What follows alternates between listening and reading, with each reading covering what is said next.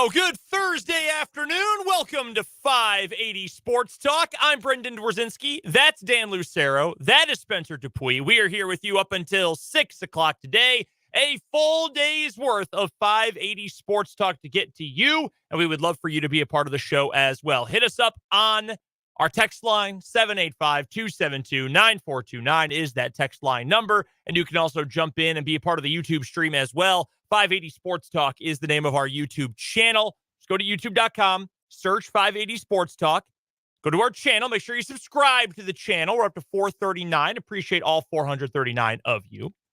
And make sure you go and check out the live stream for today. You can comment along with everybody. Let us know your thoughts on anything we're talking about today. Anything you want to share with us, hit us up on the YouTube comments or on the text line. Coming up on this Thursday edition of the show, we've got plenty of Chiefs to get to. A couple things that we wanted to touch on yesterday, but unfortunately did not get a chance to, including, can the Chiefs be a better team next year? I mean, obviously they already achieved the ultimate goal, but can they be an even better team a year from now? Also this hour, we'll get to one more gem from Steve Spagnuolo. Also pertaining to the Chiefs in the 3 o'clock hour, Chris Jones told us yesterday while he was, I think it's fair to say, inebriated, and he's coming back to the Chiefs. His agent, Michael Katz, not thrilled that one of his star clients said that in front of God and everybody. So we'll talk about what the actual likelihood of Chris Jones returning is and the how real those comments from him at the championship parade were yesterday. Plus, the rest of the NFL. What do you do? What do you do when you saw the worst Chiefs team in a half a decade go and cruise through the first 3 weekends of the playoffs? And then, well, I mean, I won't say cruise. They had a couple of tough games, but they were the better team every single game they played in the playoffs. What do you do? And who is maybe the most well-equipped going into this offseason to say, hey, we've got a chance to be right there with the Chiefs come next year? We'll also talk some college hoops a little bit later on today. Not sure if we're going to hear from CJ Moore. CJ is out on assignment for The Athletic today. If we are able to hear from him, awesome, great. We'll talk to him at 4:35. Otherwise, we do have some college hoops we will get to otherwise. KU, K-State, obviously coming up this weekend. Some other news from around the college basketball world. Big news for specifically, I don't want to say only younger college football fans, but people who have been waiting for 11 years now to play the return of NCAA football. Your time has come, sort of. It's coming. Let's put it that way. Major news today that I know has pretty much changed the trajectory of Dan's next few months. We'll get to that coming up a little bit later on this hour. We've also got either or over under. What is wrong with you? Mitch Holthus will join us in the 5 o'clock hour for our final weekly chat. That's going to be a blast. That's coming up all today on 580 Sports Talk. And again, we would love for you guys to hit us up on the text line, 785-272-9429, or you can come and comment on the YouTube stream. Again, 580 Sports Talk is where you can find us on YouTube. The celebration for Super Bowl 58 is still going on. Did you hear what was playing on Jack FM, our sister station, as we walked into the studio today? Yeah, playing Usher. Yeah, playing Yeah by Usher. The one song that got the full song treatment on Sunday. It is a great song. That song still gets everybody turned up. It's an all-timer. It's an all-timer. That's gonna ring off at proms and weddings until we're old and gray. I'm trying to think of what the oldest song I can think of that played like at a school dance of mine when I was in high school or my prom or whatever. I mean, the answer is Don't Stop Believin', because that's like, when you come from where I come from, that song is like, wow, how emotional, how cool. Sweet Caroline. Yeah. Oh God. Yeah. But there's a difference between like Sweet Caroline, the turn up for Sweet Caroline, which is just like yelling at the top of your lungs. And going, bah, bah, bah. Right. And the turn up for Yeah by Usher. That's like, no, people still get down for Usher. Like, my wife doesn't do a lot of dancing at weddings. Yeah gets her on the floor. Me too. Yeah. Absolutely. Every single time. So the celebration is obviously still going on here at Alpha Media Topeka. The Chiefs going into the offseason, though, and we heard it from Andy Reid just the other day, and from Brett Veach, that, hey, look, we're celebrating this week, had the parade, had obviously all the celebrations right afterward, and then everyone's going to get a week off. and then we are hitting the ground full speed ahead, combine prep, off-season planning, get ready for next year, got to figure out the contract situation for a bunch of different guys, etc.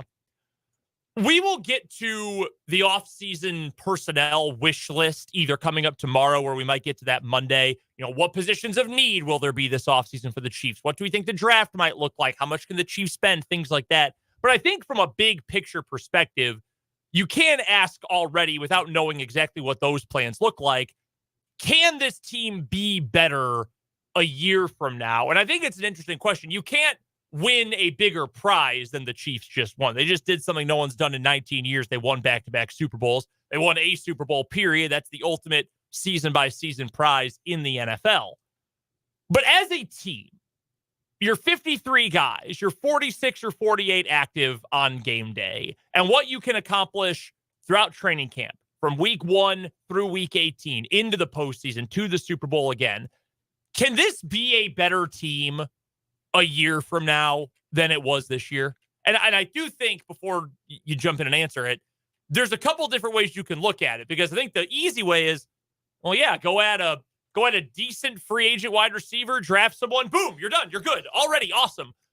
But it's not quite that simple. And in a hard capped league, it's intentional that it's not that simple, because other teams can also draft guys. And you can only keep so many guys on their current contracts. You can only sign so many guys every single year. So I think the instant reaction is, well, yeah, obviously they can't be, they have to be better. Think of where they can add pieces.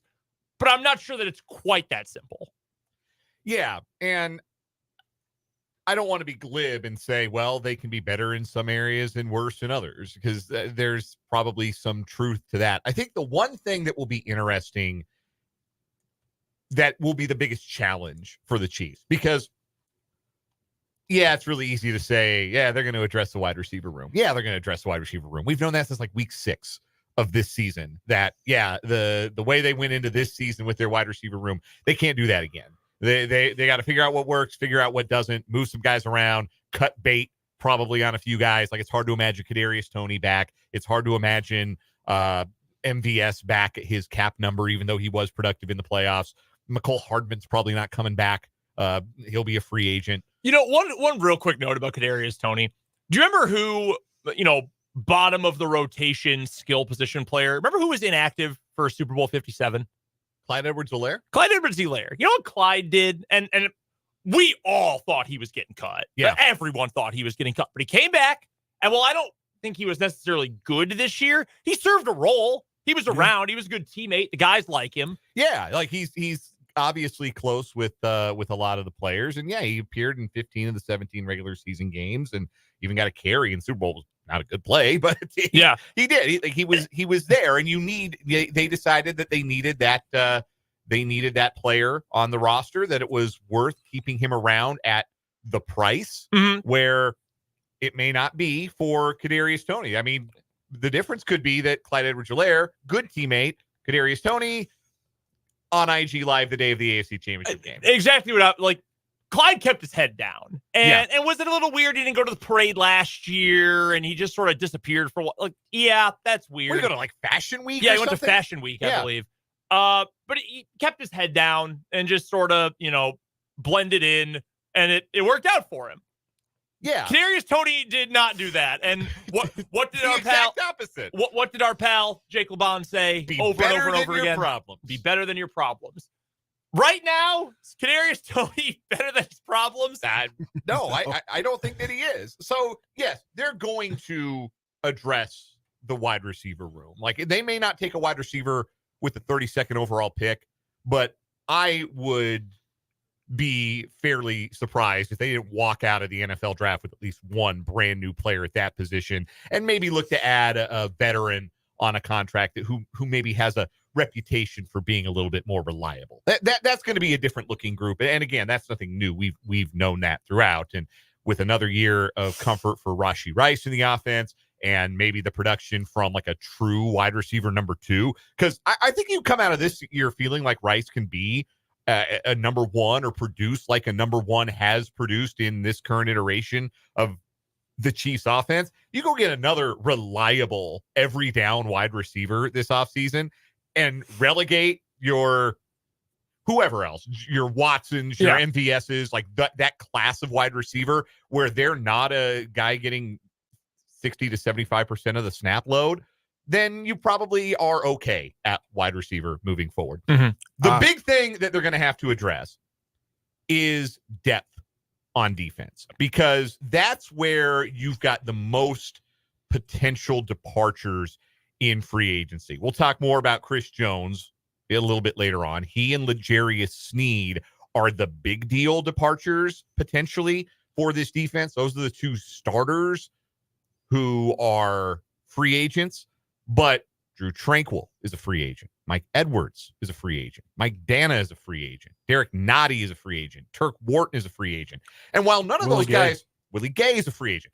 And while none of those guys are necessarily superstars, when you have that kind of depth, that's what helps you build a defense like the one we just saw win a Super Bowl for these Chiefs. So they're going to have to make decisions, because the thing that inevitably happens to guys who are contributors for a Super Bowl team, they are valued a little more highly in the free agent market, and they tend to get more from another team than the Chiefs might think that they're worth or might be able to spend on them. So their depth is going to take a hit. How do they replenish that depth? How many of those depth guys are they able to keep? Mm-hmm. Or do they look to replenish their depth in a similar fashion that they did this past offseason and just find new versions of Mike Edwards and Derek Nottie? So that to me is the big question for the Chiefs, and how they are able to replenish their defensive depth will, I think, determine if they can continue on the upward trajectory, because I think they're going to maintain some star power, and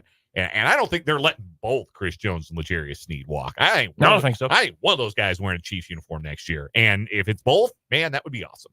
But how do you replenish the depth on that defensive side, especially as it gets harder to maybe keep some of those guys if you do give a big contract to L'Jarius Sneed and or Chris Jones? That's where I was going to go with this. I didn't know where Dan was going to go with this. I was just going to list you off all the guys that on defense specifically were on expiring contracts, but there's going to be some tough decisions made. I mean, Devin Bush, he made a couple big plays in the playoffs, and what are you going to do there? Are you going to let him walk? He's 31 going into next season. A guy that, I personally know from my time covering him in college, Nazeed Johnson, is on an exclusive rights free agent, or he's going to be an exclusive rights free agent coming off that ACL, where in camp he was so highly sought after that he was going to have a great season. Do you maybe, hope that he gets better after that ACL, and you bet on him over Devin Bush, who could make a little bit of money elsewhere just based upon being on a Super Bowl winning team along with Mike Edwards? Because from my time in college and watching Nazeed Johnson play, he can play both corner and safety. That's one of the reasons they wanted him in the first place. Yeah. So if he can recover well from that injury, I mean, I saw videos of him yesterday. He looked like he's running around fine, but can he be a player on the field like he was prior to that injury, ascending, looking like a potential steal for the Chiefs? That could be, do they have faith in that? That could be a big thing that they think this offseason. But Drew Tranquill, he'll probably, as Dan said, get a big deal just because he was on the team, and that could hurt them, because I think he really enjoyed himself this year in Kansas City. And he's a great player, and when you lose that many people, you have to make decisions where you're going to bring core guys back at positions, because you can't. It's hard to lose Drew Tranquill and Willie Gay at that linebacker position. I think for me, the most important thing you've got to hit on is your pro personnel acquisitions, because every team in the league is going to tell you, you want to build the core of your roster, your star players. Generally, you want them to be your guys.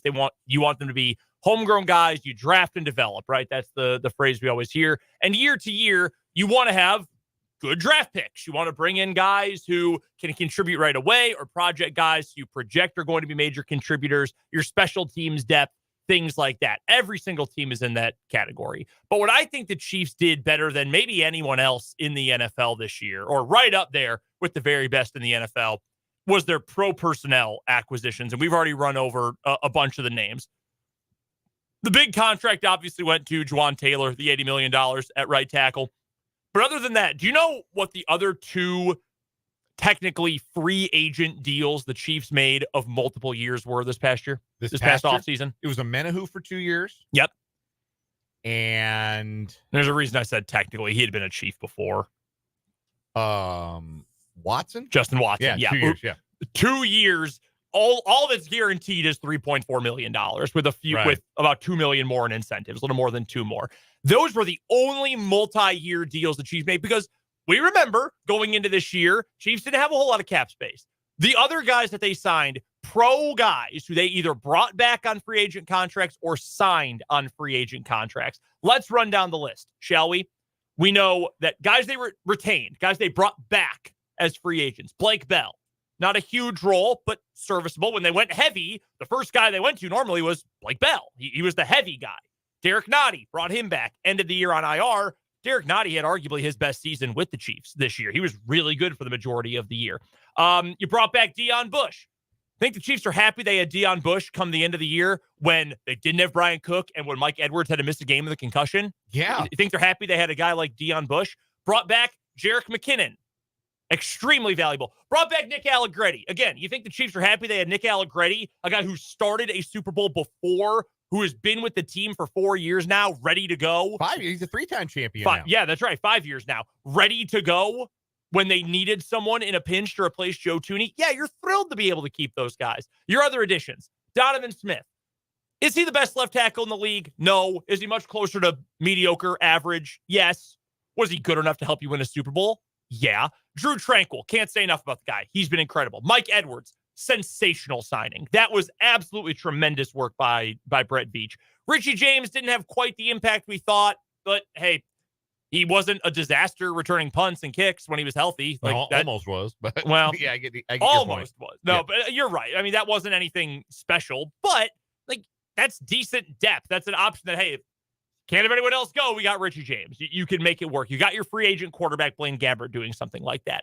That is what the Chiefs have done so well. As good as they have been with drafting and as good as the Chiefs have been at getting the contracts to work for the superstar guys, the Kelce's, the Mahomes, the Chris Joneses over time, the ability to find those guys and those contributors may have been the biggest coup of any for the Chiefs this year in building this year's team. Now, the problem with having that many guys on one-year deals that you bring in and then are going to leave right away, like I don't expect Donovan Smith to be back. I figure there will be a new starting left tackle for the Chiefs. Yeah, whether that's Wanye Morris or whether they flip Juwan Taylor, which we thought was going to happen. Yeah, felt like a possibility when they signed him, or if that's the direction they look to go late first round. Yep. I think that's probably accurate that there will be somebody else there at left tackle. Another conversation for another day, but Wanye Morris, I thought at times maybe looked the part of a starting left tackle. Certainly in the conversation, certainly. And we'll talk about that again when we get to our offseason wish list here in the next couple of days. But you've got to make it some sort of adjustment there. Either you need to find a guy to play left tackle or you need a new swing tackle. You need some depth at the tackle spot. Linebacker. Willie Gay and Drew Tranquil, they are both on one-year deals. They are both set to be free agents. Do you bring back one of them? I don't think it's going to be Willie Gay based on what Willie Gay has said publicly. Willie Gay doesn't think it's going to be Willie Gay. That much is obvious. Do you bring back Drew Tranquil? What do you do with Mike Edwards? Mike Edwards was awesome. The second half of this year, he wasn't good. He was awesome for the Chiefs. He's only going to be 27 at the start of next season. That's right in the Chiefs don't like to give many contracts out to dudes over 27. That's right in their wheelhouse of a guy they might be willing to do another year or two with.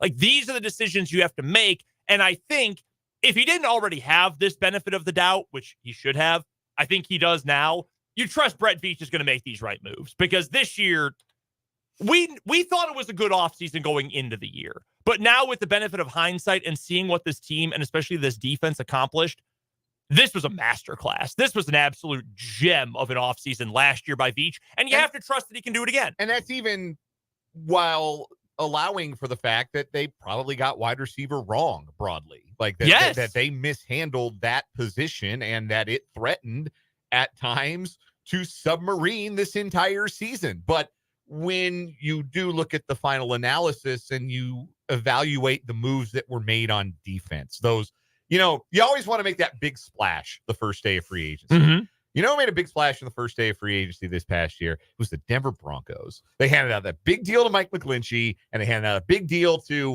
the defensive lineman, Zach Allen. And Ben Powers, the offensive lineman. So they went out and they got 2 O-linemen and a D lineman. We're going to be better in the trenches, and we win day one of free agency. We are the day one free agency champions. Hang the banner. You know who has a lot of those day one free agency banners? The Washington football team. Yeah, they thought, well, I don't know about day one, but they thought they got a big one this year, and for the Chiefs. It's good they didn't bring him back. You know what I'm talking Andrew about? Wiley. Andrew Wiley, and that was going to be my point off of your guys' points was, I think they won. I feel like the guys that went elsewhere, like Juju Smith-Schuster wanted a 3-year. He got a 3-year, $25.5 million contract. What did he do? He was terrible. He had 260 yards the whole season. Orlando Brown, obviously, you had to make a decision between signing a right tackle or signing a left tackle. They went with bringing in Jawan Taylor and letting Orlando Brown go to sign a contract. And at the very worst, that's a wash. Yeah. But I mean, I'm looking at, according on Spot Track, just the contracts of what they signed. Mhm. I don't know how Juan Thornhill did this year. But I'm just looking at and it looks like Kansas City came out on the positive side. Yeah. Sometimes the best decisions you make are the players you don't offer second contracts to, or new contracts to, or contract extensions to. That was always Bill Belichick's thing, right? You give up on a player a year too early instead of a year too late. This is maybe a different perspective of it, but you have to know which guys you can afford to let go. Mhm. And Brett Veach's judgment on that front was outstanding this past offseason, and has typically been outstanding. There's not a lot of guys who have left the Chiefs and make you go, damn, wish you would have kept that guy. Yeah. I mean, like Tyreek Hill, but that's the different set of circumstances. Totally. And he asked out. Yes. We that's a much different setup there. The Chiefs didn't really have to make a choice. Like, they didn't have to pick it's one or the other. They were told by Tyreek Hill, I want more money elsewhere. And okay, fine. We'll make that shake. Orlando Brown is really the only one, but that was also kind of extenuating circumstances, since that had been a multi-year thing. The Chiefs very clearly were not going to go over a certain number for him. That was more so a choice on Orlando Brown than it was a choice by the Chiefs at that point. I mean, seriously, in the Veach era, are there any guys like that you think, wow, the Chiefs made a mistake not bringing this guy back? You know who a great example of a Chiefs win is in that category? Tyrann Mathieu. Yeah. Tyrann Mathieu won 2 All-Pros with the Kansas City Chiefs. I believe it was 2 first-team All-Pros with the Kansas City Chiefs. You know what he's done in New Orleans since then? Collect a check.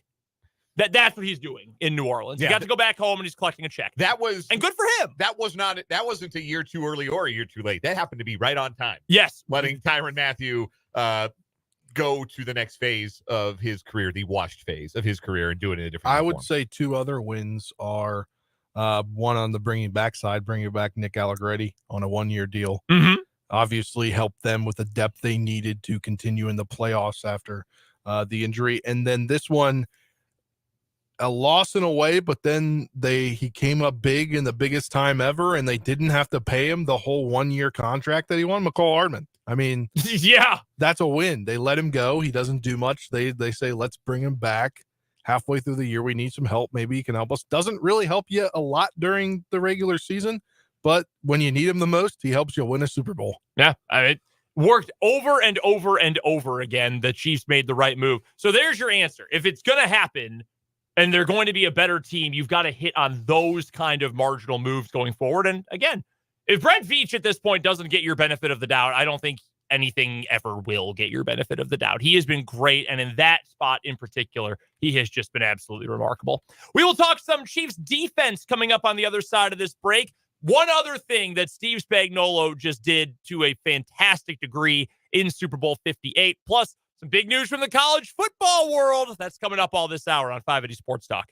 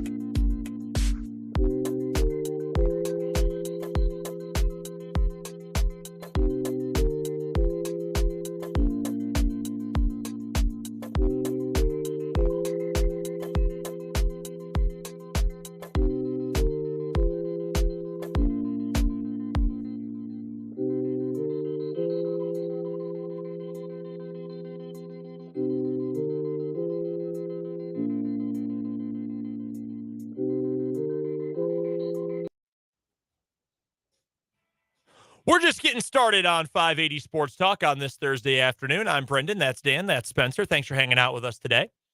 Saw this from Robert Mays of The Athletic and The Athletic Football Show on Twitter today about Steve Spagnuolo. So, according to True Media, our buddy Paul Carr's outlet, the Chiefs played man coverage on just under 61% of the 49ers dropbacks in Super Bowl 58. That is the highest rate by a Chiefs team in any game in the entire Steve Spagnuolo era. So you go all the way back to game 1 of 2019, 19, 20, 21, 22, 23, playoffs, all of those years. They've never played man coverage that much. The most they had played in a game prior to that, 2020 against the Broncos, 52.5%. All those games, regular and postseason, only 4 times did they go over 50% man coverage. They did it nearly 61% of the time in the Super Bowl, which tells you alone, okay, well, great game plan. They knew the 49ers were expecting one thing. They went with something else. It worked out. When you've got corners you can trust, that helps a whole lot. In safeties you can trust as well. But when you've got those outside guys you can trust, that obviously makes a huge difference. Which, great, awesome. Spags, defensive genius. We know that. Here's a nice little side detail for you, though. So in a write-up by Albert Breer about the Super Bowl and about what the Chiefs did, this is over at Sports Illustrated, by the way, and SI.com, what the Chiefs did to outcoach and outclass the 49ers in this game, this was not the original plan. The Chiefs did not go into this game thinking, we're going to beat them with man. They haven't seen us run this much man, and we are going to run this much man, and Purdy's not going to be ready for it, and their receivers aren't going to be ready for it. This was a change on the fly. Spags told Albert Breer, he's got direct quotes in his story at SI.com. They were going to just run their normal stuff. They were going to play zone. They thought it was going to work. And do you remember how many of Brock Purdy's first 10 passes were completed? I think it was all of them. 9 or 10. It was 8, I think. But he went for over like 115 yards on those 8 completions. Yeah, he was dealing.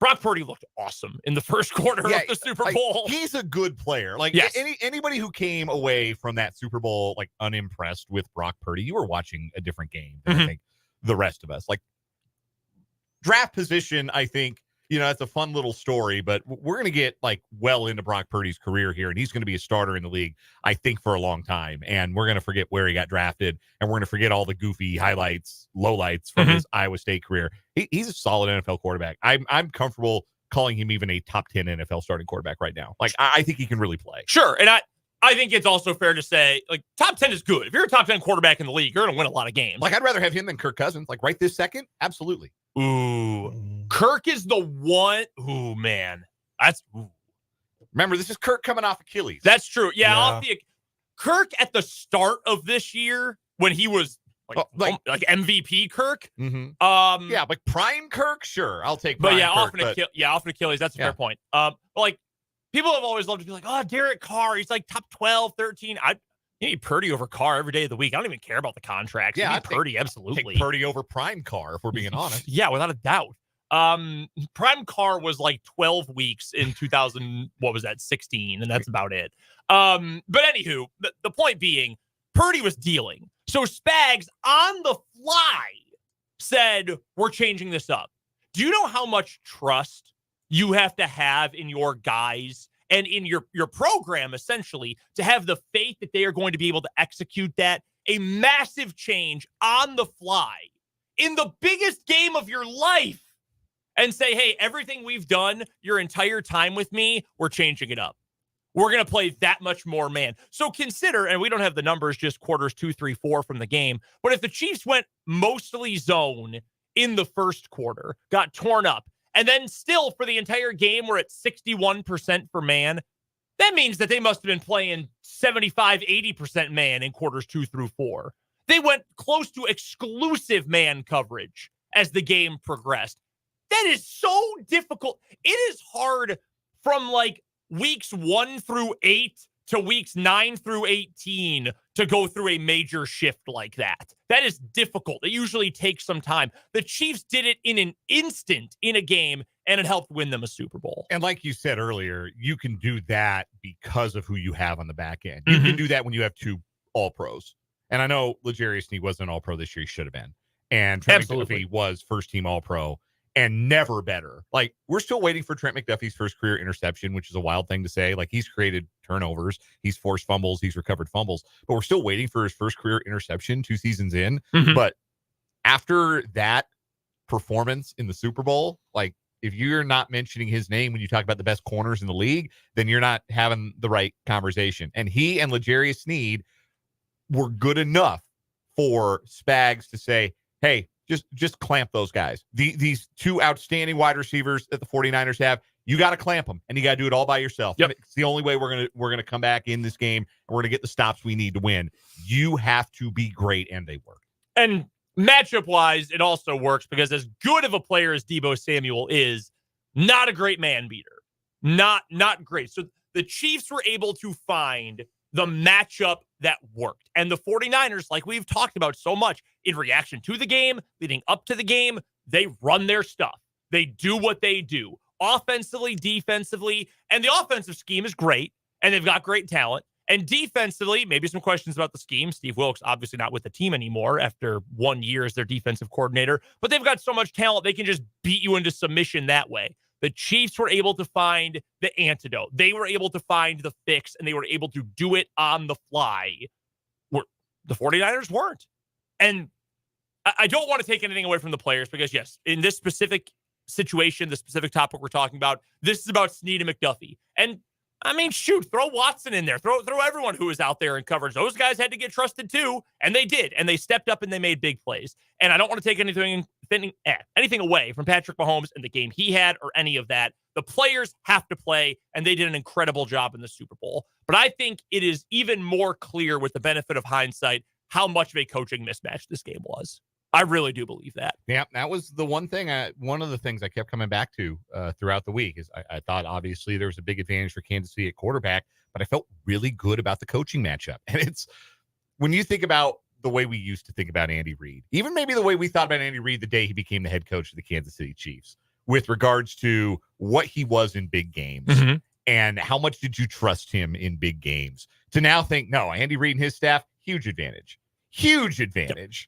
It says a lot. It's kind of incredible. Like now we think of Andy Reid in all these ways, but I'm fairly young. I ain't too young to remember Andy Reid in Philadelphia. I remember all the jokes about clocks. Super Bowl 39 happened. Like, yes. The way that game ended, that happened. That will never not have happened. And the way that was handled absolutely was wrong. And Andy Reid absolutely screwed that up. And I'm sure he'd love a do-over on that. He and Donovan McNabb both.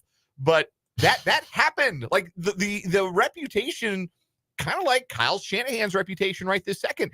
It's not out of nowhere. It's not undeserved. And it wasn't undeserved for Andy Reid. But you do this for long enough and be open to new ideas and open to learning and open to changing your mind on some things. And Andy Reid's reputation vastly different now. It really is incredible to think about. He's on the NFL head coaching Mount Rushmore, at least the Super Bowl era. Like, you want to go back and start talking about like George Halas and Paul Brown, like those guys. Okay, like we'll have that conversation. Your modern era Mount Rushmore. Yes, the modern era Mount Rushmore of NFL football coaches. Like, you have to put Andy Reid on that now. Agreed. No, I'm not going to argue with that. No way. Coming up on the other side of this break, a big day around the college football world. Mostly for good reasons, although I would like to bring up something a little bit negative going on with college football, too. We'll explain what that is next on 580 Sports Talk.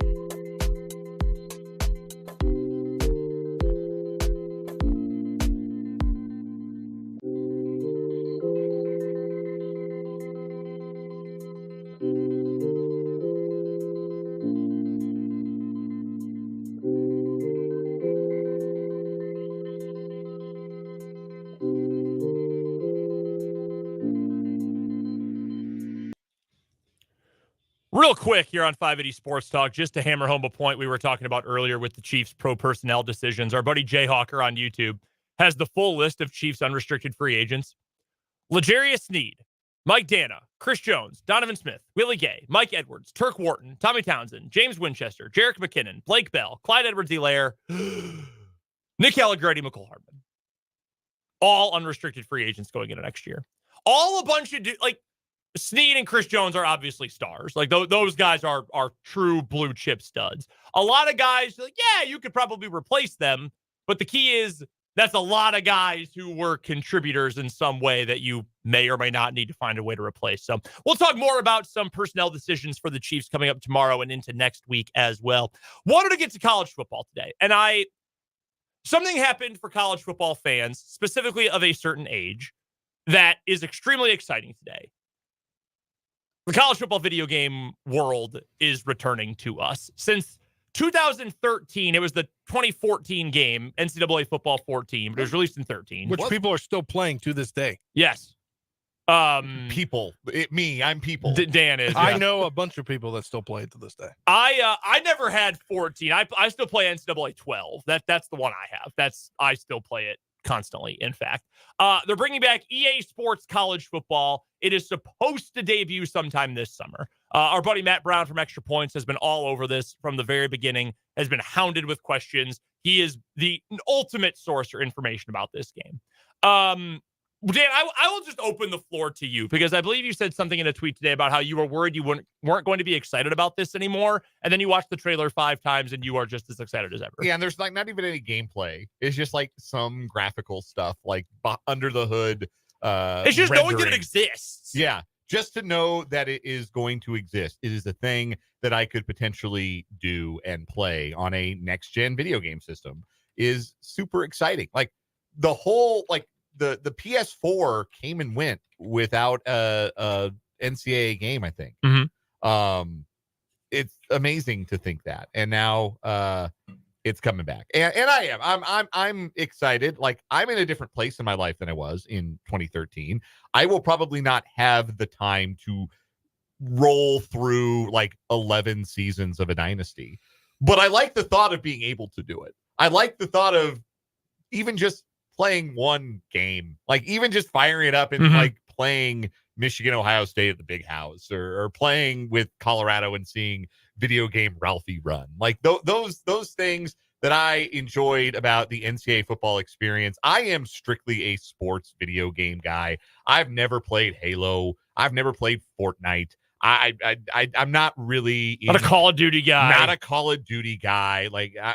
No, that's not me. I play the sports games. I would buy the new one every year religiously, and that included NCAA football for better part of my youth, my childhood, my early adulthood, and I'm excited, from a nostalgic perspective, to have it back. And I'm sure there are a lot of people who are fired up to buy the game and get back into recruiting and pick a sorry group of 5 team and lead them to national championships because that's what you did. So I'm excited. I'm excited that it exists. Just the thought of it existing is very exciting to me. It is very exciting. It's very fun. I'm excited. I don't own a PS5, but I know people who do, and I am excited to play it when it eventually comes out. I did, though, and I don't mean to squelch the excitement because I know a lot of people are extremely excited about college football video games coming back. There's a line in the it's not a trailer. It's hardly even a teaser, but this promo video that they put out today, EA Sports did, where the guy, was I supposed to know who was doing the video, by the way? Is that a celebrity? I don't know who it was. I have no idea. I'm so out of touch. I just have to ask. I'm not even ashamed about it anymore. I'm just so out of touch with what's popular. But he makes a comment, this host of this video, where he says, it's the game that this sport deserves. And I thought that's a very bad omen. Because to me, right now, do we fully deserve something great in college football? And I know I say that and I sound like I'm Danny Cannell or something. I'm not trying to be a troll here.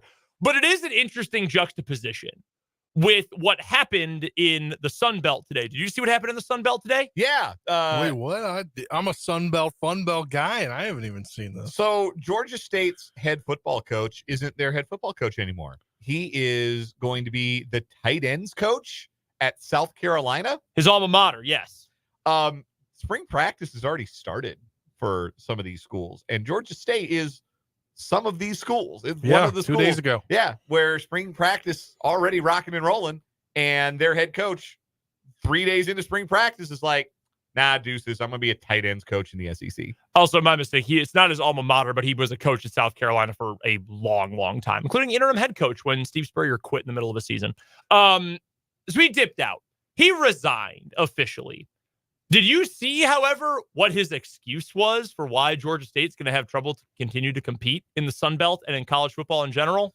I'm sure it had the letters N-I and L in it. You are correct. He had a whole quote this morning before it was official that he had resigned. And I don't remember which journalist he had told this to, but he essentially said, well, with NIL rules, I mean, how are we supposed to compete? Like, we just can't. And I mean, if we can't compete with NIL, I mean, what are we supposed to do?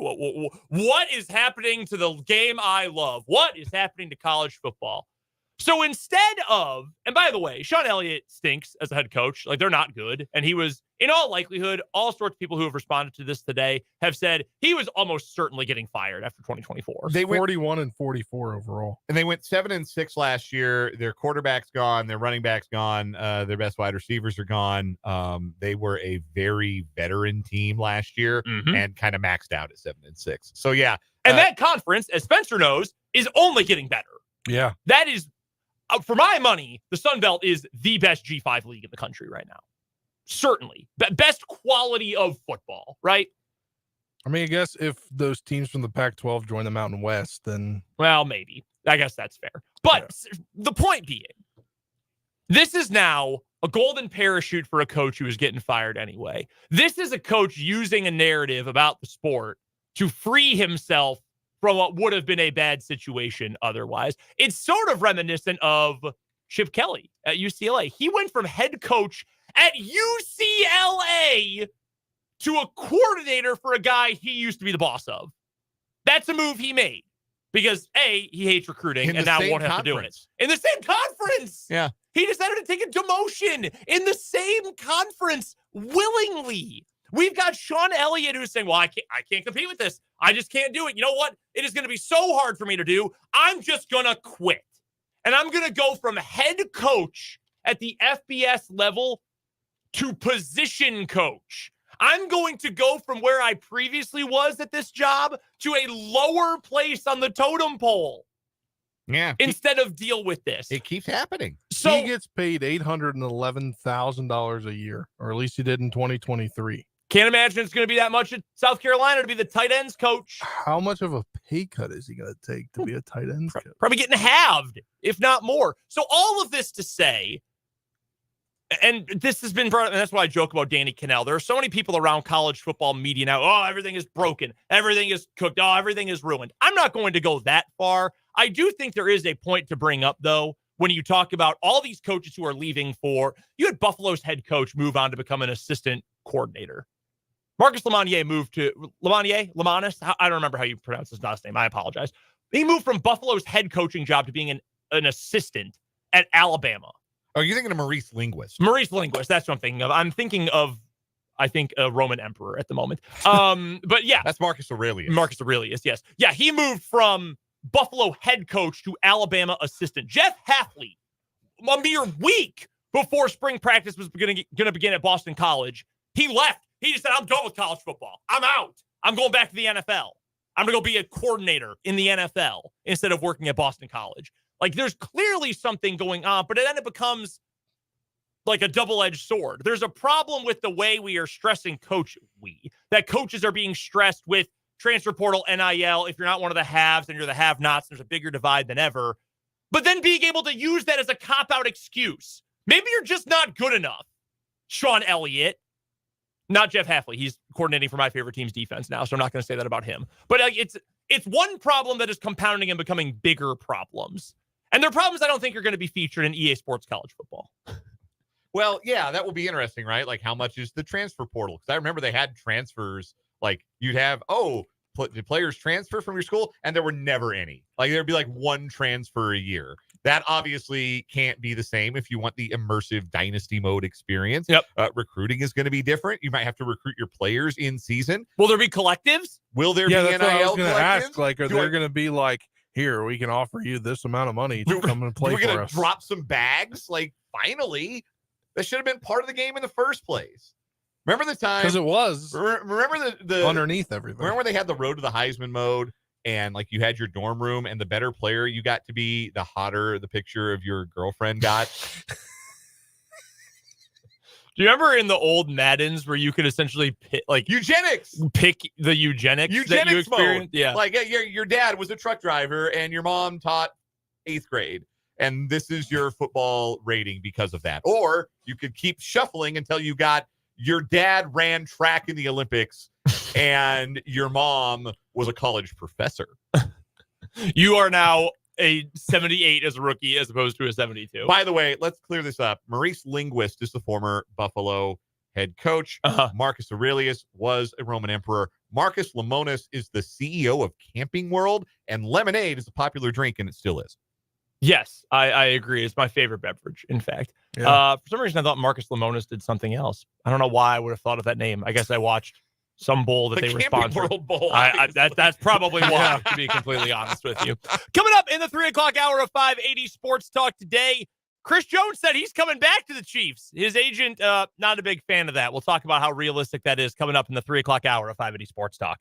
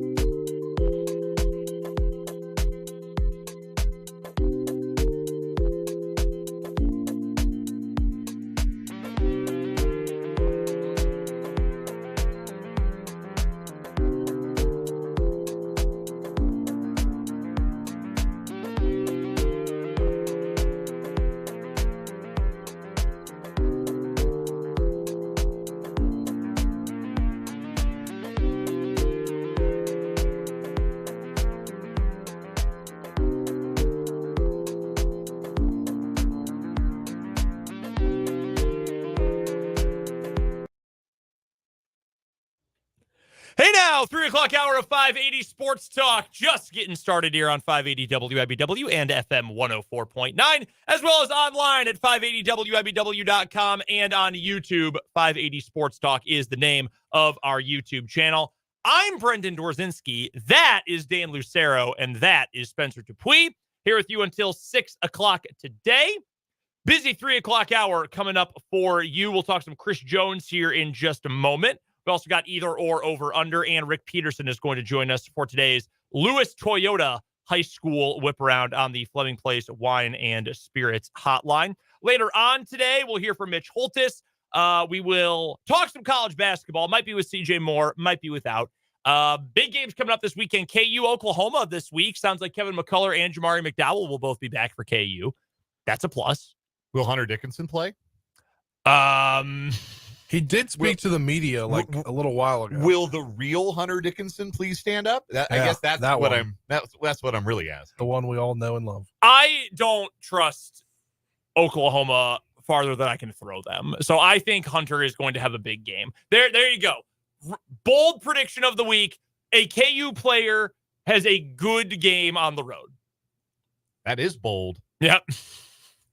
Self had a comment a little bit ago. We'll talk about this more in the 4 o'clock hour, where he said pretty much losing to Texas Tech on the road is not a killer. Texas Tech's a good team, and it's hard to win on the road there.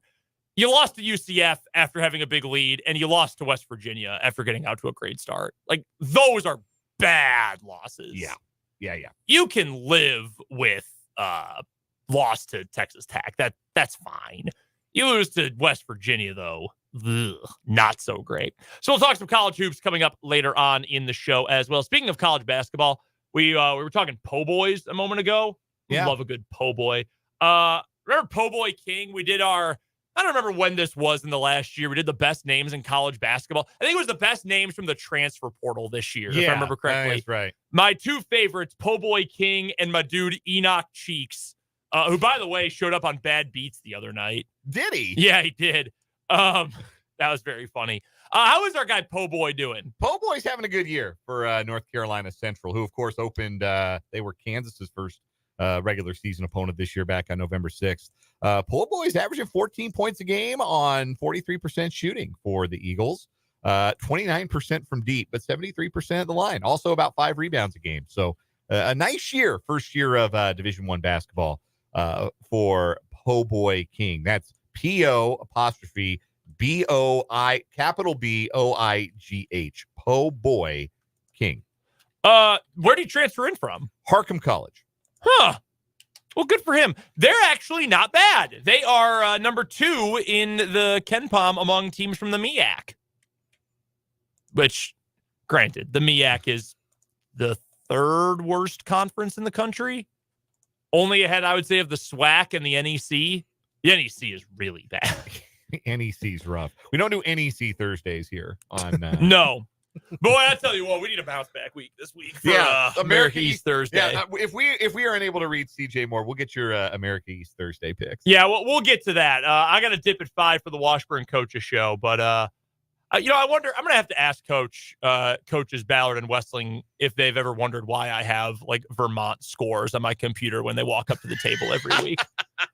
Like, you ever wonder, like, why in particular these why I'm checking the Bryant score right before we go on the air? Man, you must have really liked TJ Sorrentine. Well, yes, but that's not the whole story. Coach, what do you about Taylor Coppenrath? What are your thoughts? Yeah, the MEAC is not good. Coppin State in the MEAC, they are 3rd worst in the entire country, according to KenPom. I know we're getting to college basketball later in the show. It's just on my mind. Did you see we had a winless team get their first victory last night? Yeah, Detroit Mercy. Yeah. They now have as many wins this year as people who stormed the court down on Dick Vitale Court at the Calhan Arena or whatever it is called when Detroit Mercy finally got off the schneid. One person ran on the court. No one was going to stop him. Like, well, what do you do? Do you know how long he coached at Detroit Mercy? Not long. 5 years. 4 years. I'm sorry. 4 years. Yeah. But, I mean, if he was my probably most famous alum, I would probably name something after him too. It's funny. They were, I don't know if they were before last night, but they are ahead of the team they beat in the KenPom. Yes, they were a 5.5-point favorite despite being winless. Yeah, I think they were ahead of IUPUI in the Ken Palm. Who has IUPUI played? I don't know, but they got 6 wins. I can only imagine. Probably like other IUPUs. Did you? They play IUPU Evansville. They played IUPU Lebanon, IUPU Greenwood, IUPU French Lick. Did you know that they are changing the name? It's not going to be IUPUI anymore. Yeah, it's just going to be. I think it's just going to be. I think it's Purdue, Indianapolis. Purdue, Indianapolis. So I have a clip. I'll dig it up at some point. 2019. Yeah. So after 2018, where Marshall went into the NCAA tournament, beat Wichita State, lost to West Virginia. The next year was John Elmore's final year. So they were trying to play as long as possible and get him the career points record. Sure. For everything that he'd done for the program and coming back an extra year and whatever. They played in they've now changed the name. It was the collegeinsider.com invitational tournament, the CIT. They played I don't know if it was the championship or the semifinal. They played every game of those at home. So I covered those, and I was in my video production class at the time. So I covered it as if I was a TV reporter. And I have a little reel of blooper reel of me trying to say IUPUI. I've said it IUPIUI, and there's just a funny amount of time. Sounds like he's trying to do the Macarena. Man, that's something you'll say that I'll never get to say. You covered the CIT. They've now changed the name, and it's a whole something else. I don't think it exists anymore. Or is it the CBI that doesn't exist anymore? No, the CIT doesn't exist, but like the people that brought you the CIT now bring you a different tournament. There was a tournament for 1 year called the Basketball Classic. Fresno State won it. Detroit Mercy actually played in the event. That's about all I can do for that one. By the way, IUPUI has wins this season over the likes of Defiance. They beat Detroit Mercy the first time they played by 12. And Defiance is a Division III school. Yeah, they relaunched as the Basketball Classic, which doesn't exist anymore. Yeah, the CBI though is still kicking. CBI and the NIT, obviously. Charlotte won the CBI last year. Yeah, it was the greatest year ever for Conference USA basketball. They had a great run for Florida Atlantic. They had North Texas win the NIT. That was a great year for the CUSA last year. We'll talk college hoops coming up later on in the show, though. I do promise you. Let's get to Chris Jones, shall we? Chris Jones was one of the storylines from the parade itself, and I don't think we need to add caveats for what happened after the parade. Obviously, it's horrible and tragic to a degree that it's hard to even imagine. But the festivities from the parade and rally itself for the Chiefs. Let's just start there. And along with Travis Kelce being so drunk, I'm really not sure that he will ever not be hungover from how drunk he was yesterday. Chris Jones takes the microphone and he starts yelling about his future plans for Kansas City. So let's hear. This is bleeped for the F word. Well, no, right? I actually cut it out. So it didn't fit right when I was trying to put it into my particular thing. So the very end is cut out. Okay. So we're not going to, the FCC is not going to come for Yeah, no, it's totally out of there. All right. There's no, yeah. Perfect. We're putting a lot of faith in the new guy here. Perfect. So here's what Chris Jones said, inebriated, yesterday on stage in Kansas City. I got on this stage last year, and I was like, run it back. But you know what? It's a 3-P! I need 3 of those things, baby. We ain't done yet. Kansas City, we will be back here next year. And for those who want Chris Jones gone, I ain't going nowhere, baby. Woo! I will be here this year, next year, and the year after. 3-P, 3-P, 3-P, 3-P, 3-P. That's all I want to hear from the city, baby. I love y'all. We are world champions again. Woo! Yeah, I had to edit that for time and No, good. Yeah. Kept us clean. Perfect. I can't believe there was only one F-bomb that was dropped yesterday, if we're being completely honest. well, there's almost 2. Almost two. So that was Chris Jones yesterday. He is a character. On a team full of them, he is one of the very best. Do you believe him? I believe he'd like to stay. Yeah. Because here's the thing. He didn't say I'd like to. He said you're getting me back for two more years. This wasn't essentially. like I want to come back. I certainly believe that he understands that his legacy is only helped the longer he stays with a team that he could potentially win more championships with. Mhm. Like I have said, I'm on the record. I don't think it's going to be like a first ballot thing, but he is now the signature defensive player on the signature dynasty of his era. And those guys get into the Hall of Fame. Like, period. The signature players on the signature teams of an era get in the Hall of Fame. The only real exception to that is maybe Darren Woodson for the 90s Cowboys. But number one, many people will tell you he's a snub. Yes, like number one, he probably is going to get in eventually. It may be a similar weight for Chris Jones, but like all those guys in the steel curtain are in. Like Ronnie Lott's in. You don't think defense with the 80s 49ers, but Ronnie Lott is in the Hall of Fame. Mm-hmm. The Packers, Herb Adderley's in the Hall of Fame. Ray Yes, Nitschke's in the Hall of Fame. Yep. The Patriots, like some of those guys, again, it may take him a while, but I think Vince Wilfork eventually finds his way to the Hall of Fame. So signature players on signature teams get in the Hall of Fame, and Chris Jones is the signature defensive player, 2-time first-team All-Pro. He's going to accumulate a number of sacks that will rank him among the most prolific quarterback sackers at his position of all time. And that only grows. Those chances for him to bolster that Hall of Fame reputation or that Hall of Fame resume only grow if he stays in Kansas City. Certainly there will be a big bag for him from, I'm sure there are a variety of teams that would love to add him and his personality and his leadership and his championship bona fides to their defense. But as you've speculated, you think the Bears make a lot of sense for Chris Jones because Ryan Poles runs the show over there, and he was the guy who came from Kansas City. They also just freed up $21.5 million in cap space in the last half hour. Right. Yeah, they did. Yeah. So that was a destination that maybe makes some sense for Chris Jones. Is Chris Jones going to go win a ring in Chicago? No. Nope.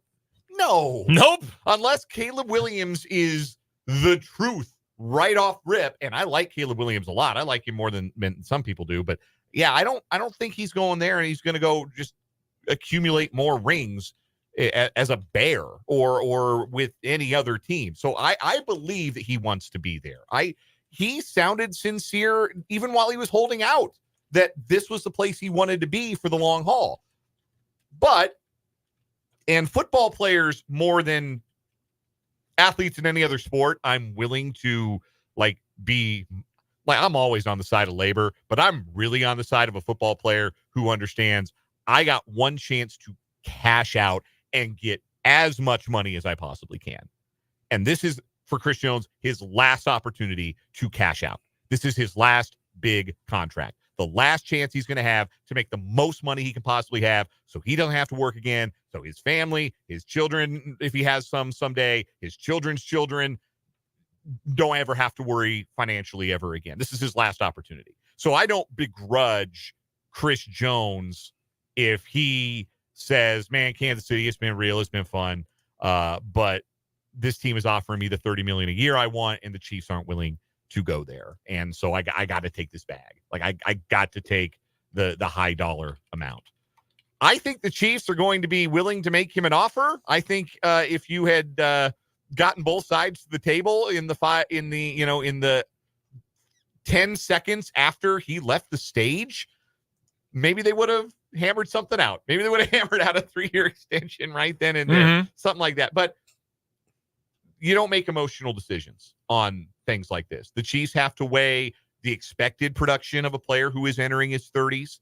They have to weigh what it will cost them against the salary cap. This happens all the time at championship parades. I remember watching the Denver Nuggets championship parade this past summer, and Michael Malone, the head coach, telling Bruce Brown, hey, Brucey, one more year? And Bruce Brown saying, yeah, and everybody going crazy. And Bruce Brown, long story short, did not return to the Denver Nuggets in free agency. And fittingly, he got a bag. Yes. He got paid by Indiana. Yeah, like $20 million a year plus. Money that, because of the salary cap, the Nuggets literally could not give him. Yeah. Like within the rules, they could not give him that money. So on the one hand, again, to try to tie my thoughts up with a bow here.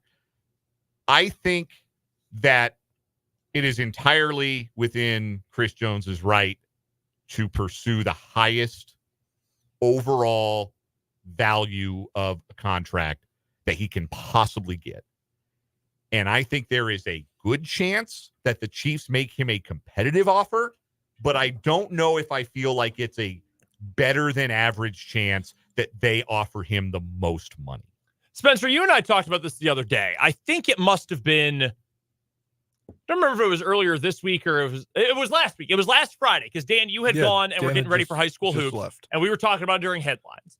The report from Ian Rappaport on Radio Row at the Super Bowl. It was very clear that it was the Chiefs publicly negotiating through Ian Rappaport because he was asked about L'Jarius Sneed and Chris Jones and said, Sneed, he had such a great year. They'd love to have him back. He's an obvious franchise tag candidate.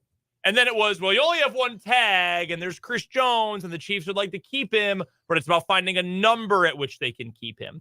To me, having done this as long as we have done this, that is clearly the team saying, we're keeping L'Jarius Sneed one way or the other. If it's not a contract, it's the tag. Chris Jones, we'd love to have you back. You better do it on our terms, though. Well, and you better take a hometown discount. Essentially, yeah. And that's where this situation, I think, is a little bit different. Every fan wants guys to take a hometown discount. You hear that all the time. Well, maybe, and it's not just Chris Jones. It could be anyone. But maybe Chris Jones will take a hometown discount because he just loves Kansas City and loves it so much. Man, I got to be honest. Like, generally speaking, I say don't compare our lives to the lives of athletes because they're not the same pretty much in no way other than you get a paycheck. Like, otherwise, they're just completely different worlds. Yeah. But generally speaking, like, I love working here. I love covering my alma mater. I love covering Washburn. I love talking Chiefs. I love working with you guys. Like, if I get a call tomorrow from, 98.7 ESPN in New York and they say, hey, we're firing Mike Breen, we want to hire you, you're never going to hear from me again. Like, I'm out. I'm gone. And it's not that I don't love being here, but, like, how do you pass that up? Yeah. Mike Breen's not going anywhere, by the way, and they certainly are not hiring me. But the point being, like, if you're Chris Jones, to your point, and this is the last chance you have, you're about to be 30, and if the Chiefs are an extreme case here, but a lot of NFL teams, hey, past 30, I don't know, we might only go 2 years with an option. Like that old Belichick adage again, rather say goodbye to a player a year early than a year late. Yep. How can you blame a guy for that? Especially a guy who's done what Chris Jones has done. It's not like there's anything left unfinished. It's not like there was a bunch of hype that was not met. He has been phenomenal for this team. I do think it is possible, based on what he has expressed, not just drunk at the parade yesterday, but do you remember his... He would have signed a 1 year, like $10.50 an hour plus tips contract yesterday if you'd asked. I was say Brett Veach probably heard that backstage and said, yo, wait, get Crochet right now. Get him. Has Brent Tillis signed the contract yet? Like, get him over here. Do we have anything written down? Can we put something on a napkin? All we have to do is speech is legally binding. All we need is a signature and it's legally binding. Get me something right now. Papyrus, get it to me. So my point was going to be, before I got sidetracked momentarily there, like, I think it is possible because if you remember his comments from when he came back before the Jacksonville game, remember he missed week 1, but he came back before the Jacksonville game, and everyone's reaction, including here on 580 Sports Talk, we said, oh man, this is a guy who regrets this. You can tell he really wished he was out there in the Detroit game. And the comments that he made in the parking lot press conference outside the McDonald's. Yeah, I remember that. He very clearly was under the advisement of his agency, do not give away anything. You could tell, like, he wanted to get back out there. He wanted to be with his guys. And I don't know how much of this is him and being indecisive, how much of this is his agency and the Katz brothers or what. I don't know. That's what I was going to make a point about was, will he, so obviously he has an agent who's trying to get him the most money. That's what agents are for. They're supposed to get you the best deals possible. Because then that also gets them the most money. Yeah. But will it come to a point where he says, I want to be here. If it's within this limit, this amount of money, I will take it, kind of thing. Like, that's, I mean, overall, you make the final decision as the player. Yes. That is a great, That's what always gets, unless you're in baseball and your agent is Scott Boras. well, I was just going to bring up Boras because I feel like that, though, is a great case study here. Yeah. Because that's true. If I'll give you a guy who's out there who I would love to have come back to the Cubs. If Cody Bellinger today said, Scott, I want to go to Chicago, whatever their max offer is, I am taking it. I want to be there. That's on him. That is the player's decision. But generally speaking, that is not what happens. Why is that? Because you want to go maximize your value while you have a chance. And again, while you have your chance part is so important. Yes. Particularly when you're talking about the length of a football career. And especially a guy who is getting roughed up like an interior defensive lineman is snap after snap. You're one offensive lineman being knocked into you in a scrum from never being the same player. Maybe never playing again. Yep. Like everybody who plays football for a living understands this. So the temptation, it's not just the temptation to cash out. It's almost the necessity of this is when my earning potential is the highest. And this is when I need to go and break the bank if I can. And I'm sure the Chiefs aren't going to walk away from the table. The one thing that would stun me is the Chiefs not making an offer.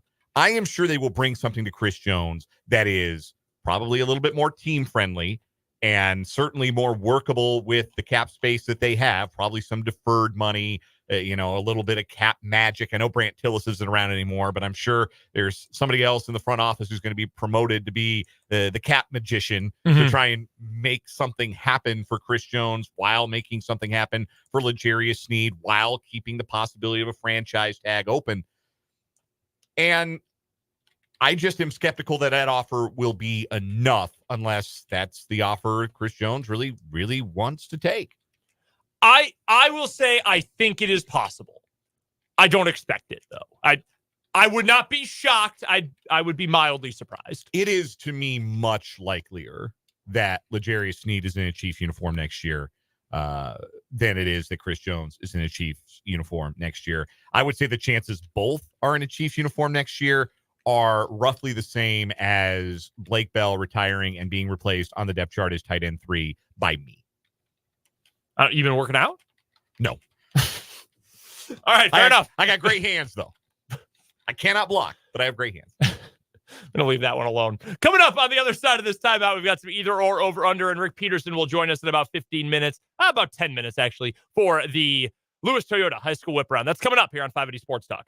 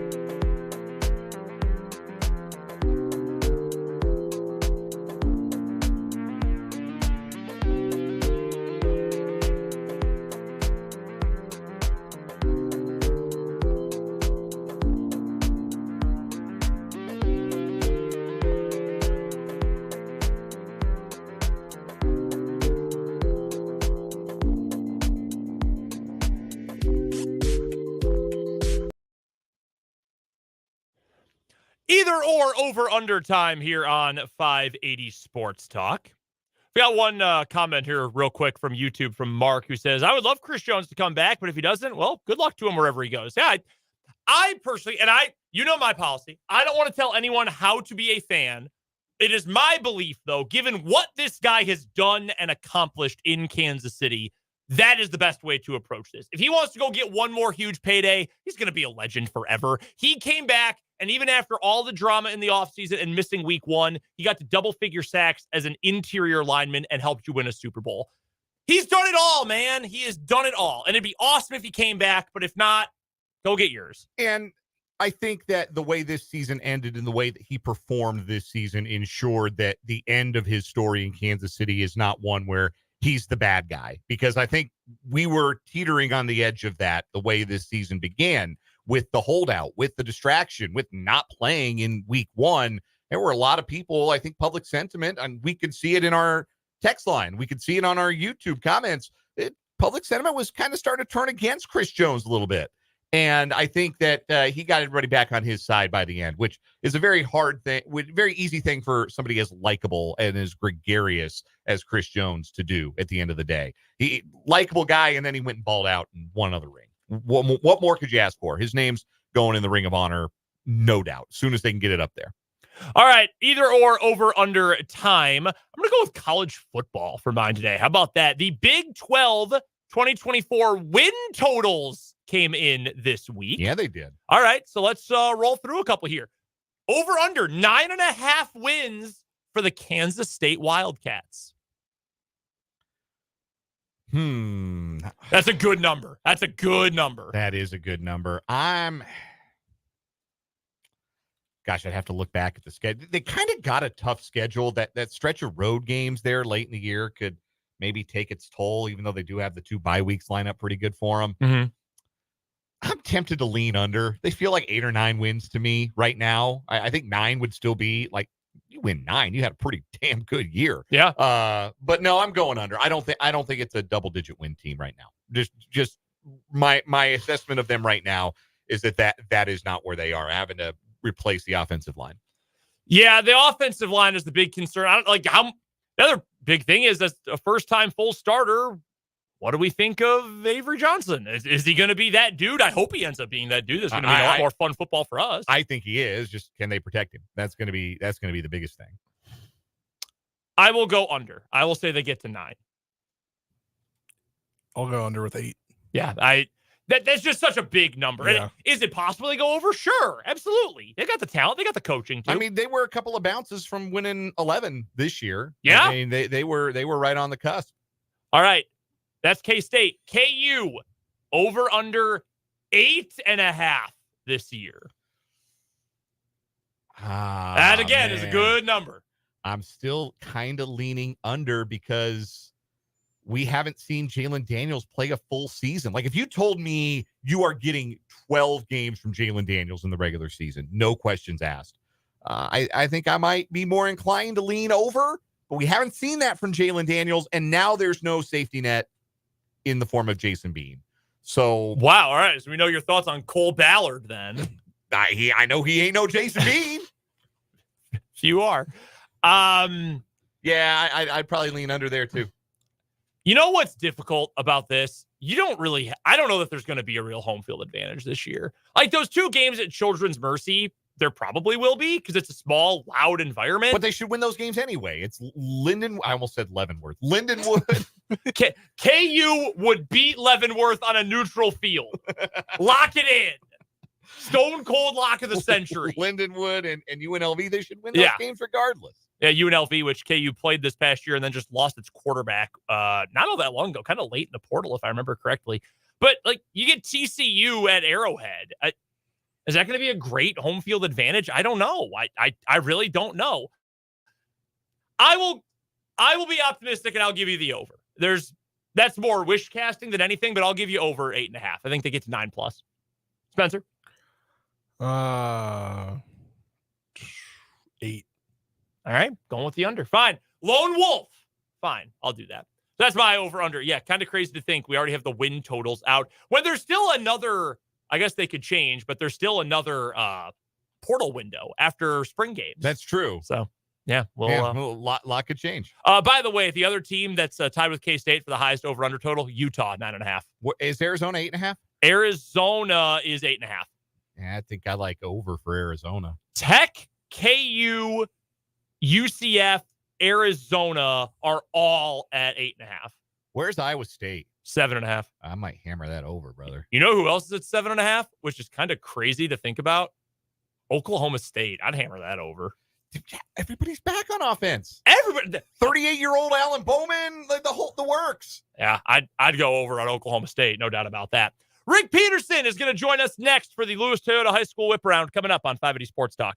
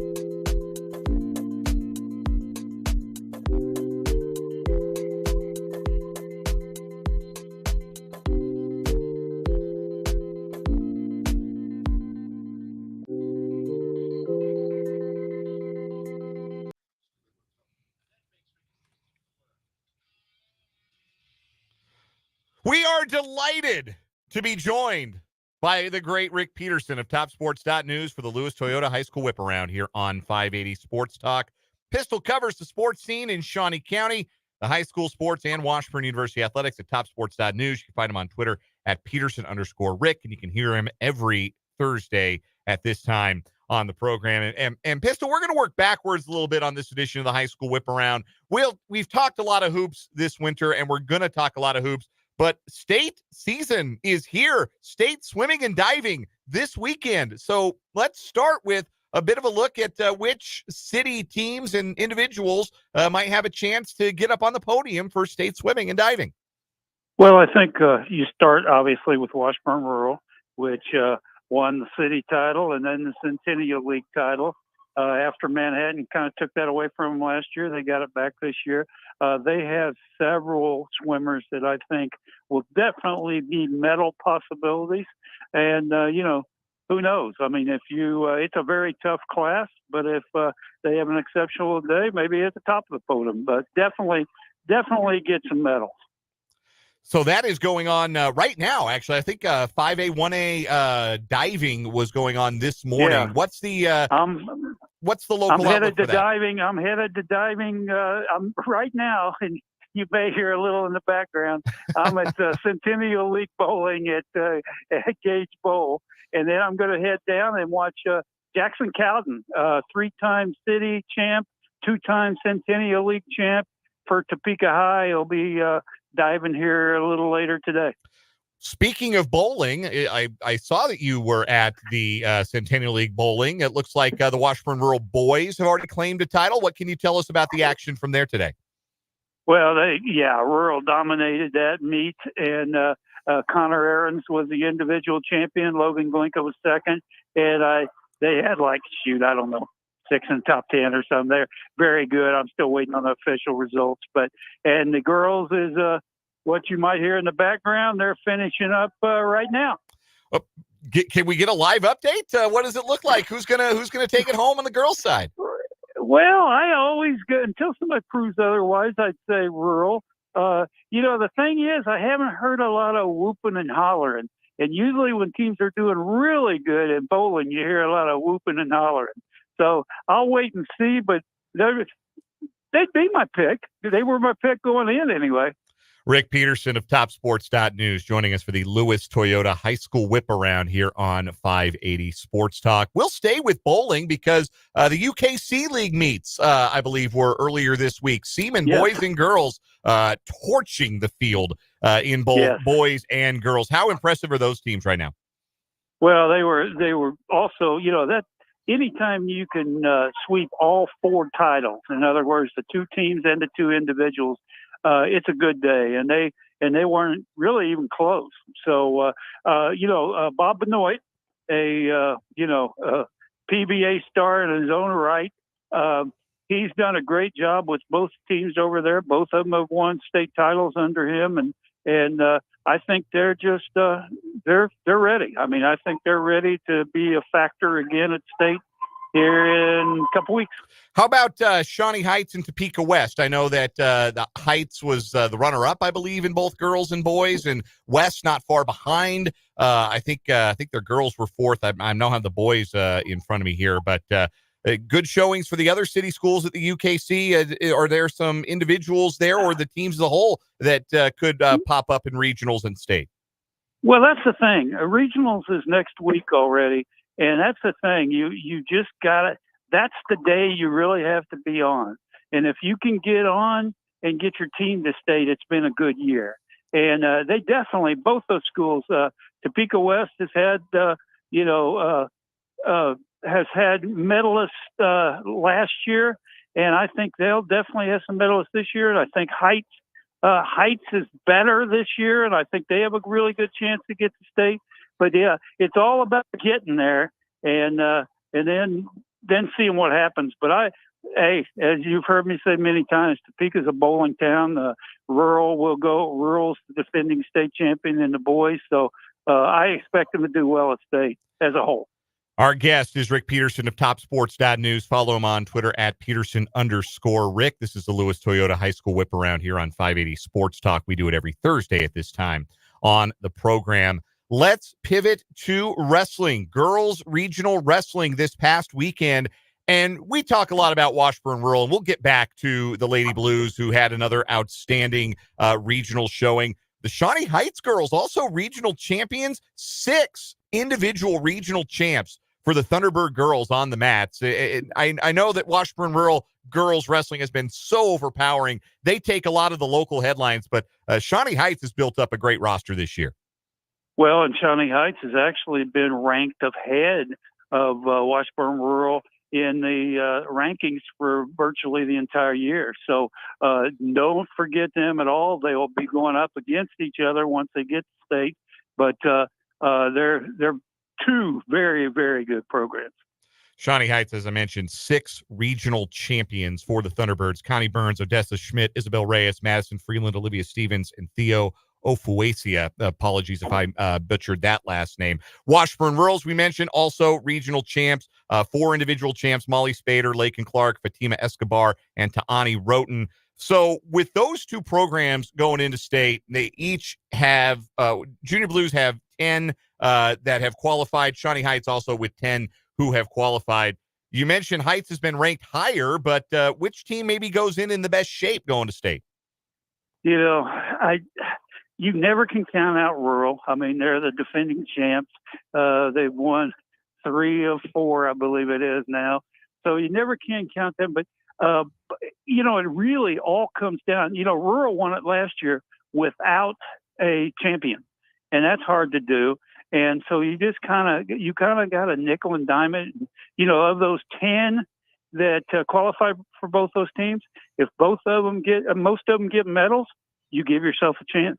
I'd be remiss if I did not mention, I was at Rossville last Friday night for basketball and looking at all of the individual banners that they have up, because they have individual state championship banners.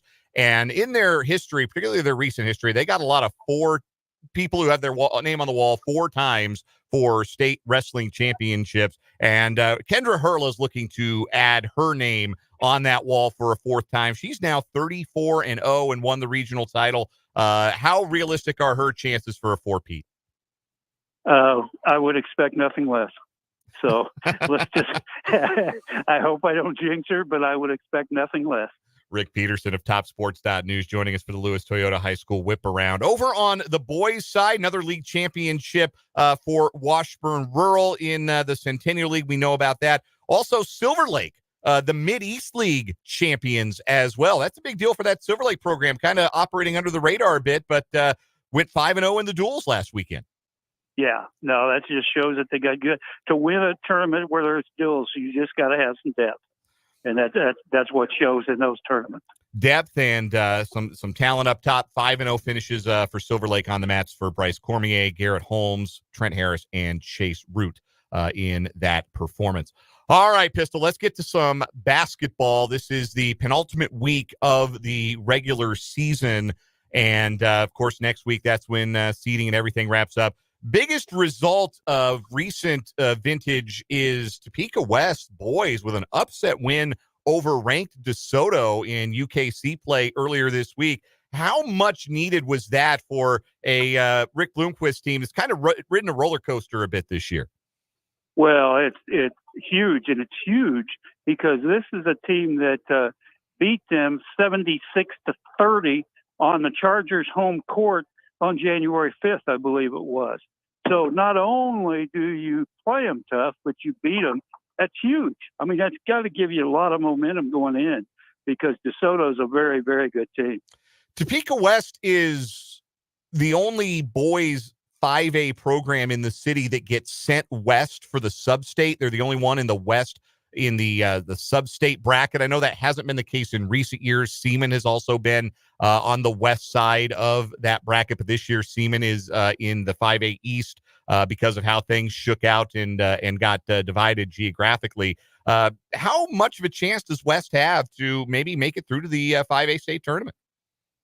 It all depends on pairings, and seedings, and I really won't look real closely at those until after tomorrow night's games. And then going into that last week, I'll look a lot closer. But it just depends. But, hey, Rick Bloomquist, never count him out. Young team, never count them out. That's why they all have been up and down, because they're so young. But, no, if they, they went out west a couple of years ago and beat a Hayes team that I believe was undefeated at the time. And so, they know they can do it. They just got to go out there and get it done. And they'll get the Amoeba defense going a little bit, and we'll see what happens. Another team that's in the West Sub-State in Class 6A, Washburn Rural's boys. I know you got a chance to see them at the Dungeon on Tuesday night. We were there as well. That was our Lewis Toyota Tuesday Night Hoops doubleheader. Another impressive win for the Junior Blues, 9-3 since starting 0-6. How do you evaluate this team? Do you think that they're good enough to make a push here in a couple of weeks in Sub-State, given what they've done since they've gotten healthy at the start of the new year? Well, what a turnaround. And, that's what I led with the other night, that, you're sitting there 0-6 and you're just trying to keep your team together. And then now all of a sudden, maybe 9-9, not great for some teams, but to start 0-6 and be 9-9 going into the last couple games of the regular season, I think that's very good. Alex Hutchins, I know he can coach. I know that they're not real big, but they'll, I think they'll be in any game. Rick Peterson of TopSports.news joining us for the Lewis Toyota High School Whip Around here on 580 Sports Talk. Again, check out his work and the staff at TopSports.news for all of your Shawnee County High School and Washburn University coverage. Pistol, I wanted to also ask about the Highland Park boys. I know it's been a difficult year for them given that they haven't gotten to play at home very much because they had the water damage to their home gym floor. And so they've kind of been a barnstorming group this year, but they keep they keep rolling along. They beat Atchison, who's along with them the really good team in that Meadowlark Conference, and they handled them pretty easily on Tuesday night. So it looks like they're going to defend their league championship, and they look on track to be that number 1 seed potentially in the 5A East sub-state when that all settles down. Obviously, this was a great Highland Park team last year that went to state undefeated and lost a heartbreaker at the state tournament. How does this team compare to that team last year? Are they pretty similar in terms of their composition? Are they pretty similar in terms of the way they play? Or do you feel like they might be better at some things than they were last year under Mike Williams? Probably better at some things. I know Mike really likes her depth, and they're not scared to go 10 deep. So he really likes that. And then I think that I don't know if they're better. Ja'Cory Robinson, excellent, but so was Bo Aldridge and Trey Richardson in that group. So I don't know. I think it remains to be seen how good they can be. But I certainly think they're going to give themselves a chance. All right, Pistols, we wrap things up with you and let you get out to swimming and diving state championships here in just a bit for the boys. I wanted to ask about your Friday night. Which game are you going to be at? Which matchups are you most intrigued by on this penultimate Friday night of the high school basketball season? There's no really. Next week is the week that really intrigues me, when Shawnee Heights is still going for the league title, the boys league title. They have Seaman and Piper back to back, and those are really big games. So I'm a guy that never looks ahead, but I have already started looking at those games. Everybody's playing each other for the second and sometimes third times. So unless they're, I really get excited when they're for like league titles and of course high seedings at sub-state. Hey, Pistol, one real quick Washburn question I've got for you. No midweek game for the Ichabods this week, men's or women's basketball, so a little time for them to rest up. And I know, just like myself, you got to talk to Laura Westling and a couple of the men's and women's players this week. Specifically on the men's side, though, I wanted to ask, going down to Central Oklahoma this weekend after a heartbreaking loss last weekend to Northwest Missouri State, how big of a deal will it be, not just for NCAA tournament hopes, but morale-wise for this Washburn men's team to bounce back and get a win against UCO? Well, I saw Andrew Orr in the hallway yesterday, and we were talking about this, and he was just really excited, and I think the team is really excited to have a few days to rest their legs. He said, Andrew Orr told me, our legs will be fresher than they've been since November. And that can be huge. So if you go out and feel good about yourself and feel good about your legs, I expect them to get that win. Rick Peterson covers Shawnee County High School sports and the Washburn Ichabods for TopSports.news. Find him on Twitter at Peterson_Rick. And hear him right here on 580 Sports Talk every Thursday at this time for the Lewis Toyota High School Whip Around. Pistol, always a pleasure. We'll talk to you next week. Thank you very much. That Bye-bye. is Rick Peterson from the Topeka Capital, the TopSports.news. TopSports.news. We appreciate him. Once upon a time. Many years at the Topeka Capital Journal, now at TopSports.news. And we appreciate his time in Lewis Toyota High School Whip Around. Good stuff from Pistol, as always. And, of course, we'll have our Lewis Toyota Game of the Week doubleheader coming up tomorrow night here on 580 WIBW. And we've got some Washburn Ichabods action tonight, the Washburn Coaches Show on Country 106.9 at 6, and coming up on Saturday from Edmond, Oklahoma. We're halfway home on 580 Sports Talk. We've got more after the news.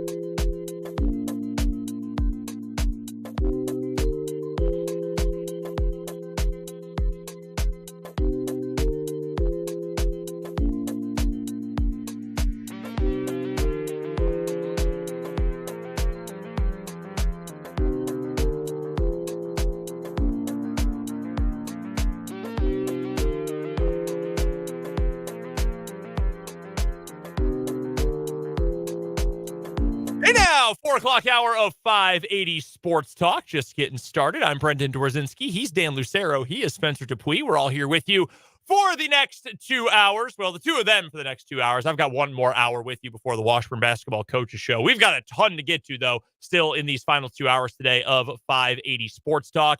That includes some Chiefs chatter here in the next few moments. Where does the rest of the NFL stand? After watching the Chiefs do what they just did to win another Super Bowl, where does the rest of the league stand? Who is actually well-equipped going into next year to contend with the Chiefs for the Super Bowl championship, both in the AFC and around the entirety of the NFL? Also this hour, we've got What Is Wrong With You, and we'll talk some college hoops. We will either talk to CJ Moore for the Big 12 breakdown, but he is on assignment in beautiful Stores, Connecticut. So if you don't hear from CJ, we'll just talk some ball. We'll get back to Po' Boy King. Yeah. Do you have a favorite Po' Boy flavor, by the way? Filling? I'm a shrimp po' boy guy. Yeah. Although, you know, in the right occasion, the right setting, a catfish po' boy. Yeah, hit like listening. Get down with that? Yeah. Man, I tell you what, this is going to sound so dumb to say this out loud. You know what's so good? Shrimp. They're just delicious. You can go with shrimp in anything. I'll eat anything. I'm not a in seafood guy. Not a seafood guy? Oh. Nothing. Oh, you're missing like no types of seafood? No, I think it was the traumatic experiences I had with fish sticks when I was a kid that have sworn me off of seafood for the rest of my entire life. Well, so when you're talking a traumatic experience with fish sticks, is that simply you ate them and they made you sick, or is it something? Ate them way too much. They were a staple. You overate them. Them. Yes. Okay. What? Maybe in like 10 years we can go revisit that again, but like not anytime soon. I love seafood. I really do. I will eat pretty much any kind of seafood. I don't love crab. Crab's okay in some things. Like a crab cake is fine. Lobster's too much for me. But other than that, I'll eat anything. I had salmon for dinner last night. I love seafood as well. I like crab. Like I'll eat like a seafood salad with crab meat in it. Absolutely. Give me that on wheat thins and I'll just eat like a whole thing, like a whole like container of seafood salad. Like good. You go get it like the grocery store. Yeah. I do that for lunch. I do that right now. I do that during this hour of the program if I could. I'll do a good crab dip, like crab and cheese dip. Oh yeah. Sure. Give me all that. Oysters, I'm going to guess are a no for you then? Nope. Nothing seafood related. That includes sushi. I don't love the texture of oysters. Yeah, I know you're oysters, not. Oh, I man. decided. You bring me a plate right now, I'm going to put those things down in a heartbeat. I love oysters. All right, here's the question. You might not know this.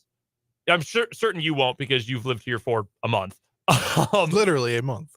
Where can I get good oysters in Topeka? I need to know. My go-to oyster joint is in Lawrence. Shout out to the Fish House. Love their oysters. We got a Jefferson's. I was about to say, have you made this Jefferson's. announcement yet? We do have Jefferson's. I do like I've always been hesitant to eat sports bar oysters, but then I had their oysters Rockefeller a while back. Pretty good. Sports bar oysters is our debut album is coming out next week. Yeah, that's true. Jefferson's does have oysters. Yeah, so I'm moving full time to Topeka. Leaving Douglas County for good. So I need an oyster place. I've got to have an oyster place. It's only a half-hour drive. I can go back, but I'd rather not. If I can avoid that drive, I will avoid making that drive. So if you are an oyster person and you have a place in town that is your go-to oyster spot, let me know because I will be patronizing their place. And if you are a business owner that owns a restaurant that sells oysters, hit my line. We'll chat. We'll do business. Good take from Barbara half a good take from Barbara in the YouTube comments. She says squid and octopus are yummy. I've never had octopus, but man, I would house like a pound of fried calamari right this second with a little lemon squeezed on it. That sounds pretty good. Ah, man, love calamari. I don't like the calamari steak, like the calamari fillet. Yeah. But like the individual like pieces, like the little rings or the ones. I like the ones with the tentacles on them. Ooh, yeah. The more tentacle, better to me. When I was on my honeymoon in Maui, there was the Paia Fish Market, I believe was the name of it. We had calamari as part of our meal. It was like calamari fries. You know when you get a fried pickle spear and it, get the long ones? Yeah. It was like that, but calamari, like a big calamari finger. Nah, that rules. Oh man. I'm not even a huge calamari guy. I would go eat those right now. I would get on a plane just to go eat those. My wife and I honeymooned in Puerto Vallarta, and the resort we were staying at, the all-inclusive resort we were staying at, they had a seafood place that had these fried shrimp. I forget what they were called. My wife will remember because neither of us will ever forget how good those shrimp were. We had them every day for lunch. We went and got like those shrimp and a little ceviche. Mm-hmm. Oh, goodness. My eyes are going to roll in the back of my head. Brother, I just Googled oysters Topeka, Kansas, and the first thing that popped up was Red Lobster. Well, how does that place stay in business? No, I'm not. It slaps. What are you No, I mean, I feel like whenever I drive by a lot of Red Lobsters, there's just not a lot of people there. Like the one in Huntington where I went to college at Marshall, it was in this weird spot. And whenever you drove by this weird spot, there was never any vehicles in the parking lot, but somehow it stayed open. Our Red Lobster here in the capital city is not in a weird spot. It's where everything else is, which is to say it's on Wanamaker Road. It's right down the street. It's next to the Chili's. It's by the Olive Garden. It's walking distance from the Longhorn. It's across the street from the Panda Express. Like Wanamaker is where if you can't find it there, we probably don't have it. Yeah, it's got everything. It's awesome. Honestly, as a fast food aficionado, I love Wanamaker so much. All right, yeah. So if you know an oyster place in town, let me know ASAP because I need to get my oyster fixed. Jake also owes me a Red Lobster dinner. He was on my ass for so long that I had never been to one because I was talking about how much I love seafood. This has got to be 3+ years ago now. And I'm talking about how much I love seafood. And he goes, oh, yeah, like Red Lobster? It's like, I've never been to a Red Lobster. And he freaked out and was like, Lindsay and I will pay for your dinner. You can bring Abby. We will pay for you to come to Red Lobster. I was like, okay, fine. Like, sure. I'm not opposed. I've just never had it. And he freaked out. I had never been to Red Lobster either. And then my wife and I went one night for the endless shrimp. And yeah, man, the Cheddar Bay biscuits. Always on time. I'll put it down. Do they have? I guess they have oysters. I would assume. I want oysters so badly right now, man. They're so good. Oh, you put a little cocktail sauce, a little horseradish on. Not too much. Don't want to take away the flavor of the oyster itself. Oh man, so good. I'm gonna make myself too hungry. So let's get to the NFL. Your texts are also welcome. 785-272-9429, as well as your comments on the YouTube stream. 580 Sports Talk on YouTube is where you can find us. Man, Vance even says on YouTube he's making seafood gumbo for Daytona this weekend. Do love gumbo. Oh, God, that sounds so good. We got a good question on the YouTube comments that I think we can touch on here real briefly. Question from Sam in the YouTube comments here. What are the chances Kansas City sticks with their current receiving core, including MVS and Sky, and doesn't sign a free agent or take a top wide receiver in the draft? I would say personally that I find those chances to be slim and none. As deep as this wide receiver group is in the draft, I think there's going to be one at 32 who's a day one starter for the Chiefs. I think there's one who will be, whether that's Troy Franklin out of Oregon, A.D. Mitchell out of Texas, Xavier Worthy from Texas. Like, one of those guys, I think, is going, maybe multiple of those three I just named, is going to be there at 32. And I think all three of those guys are day one legit starting NFL wide receivers.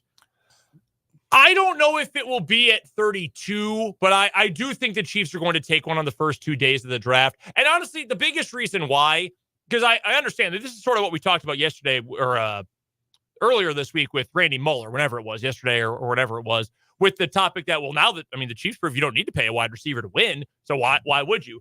Well, if nothing else, the Chiefs are going to need depth. Richie James, 1-year contract. Mecole Hardman, he's a pending free agent.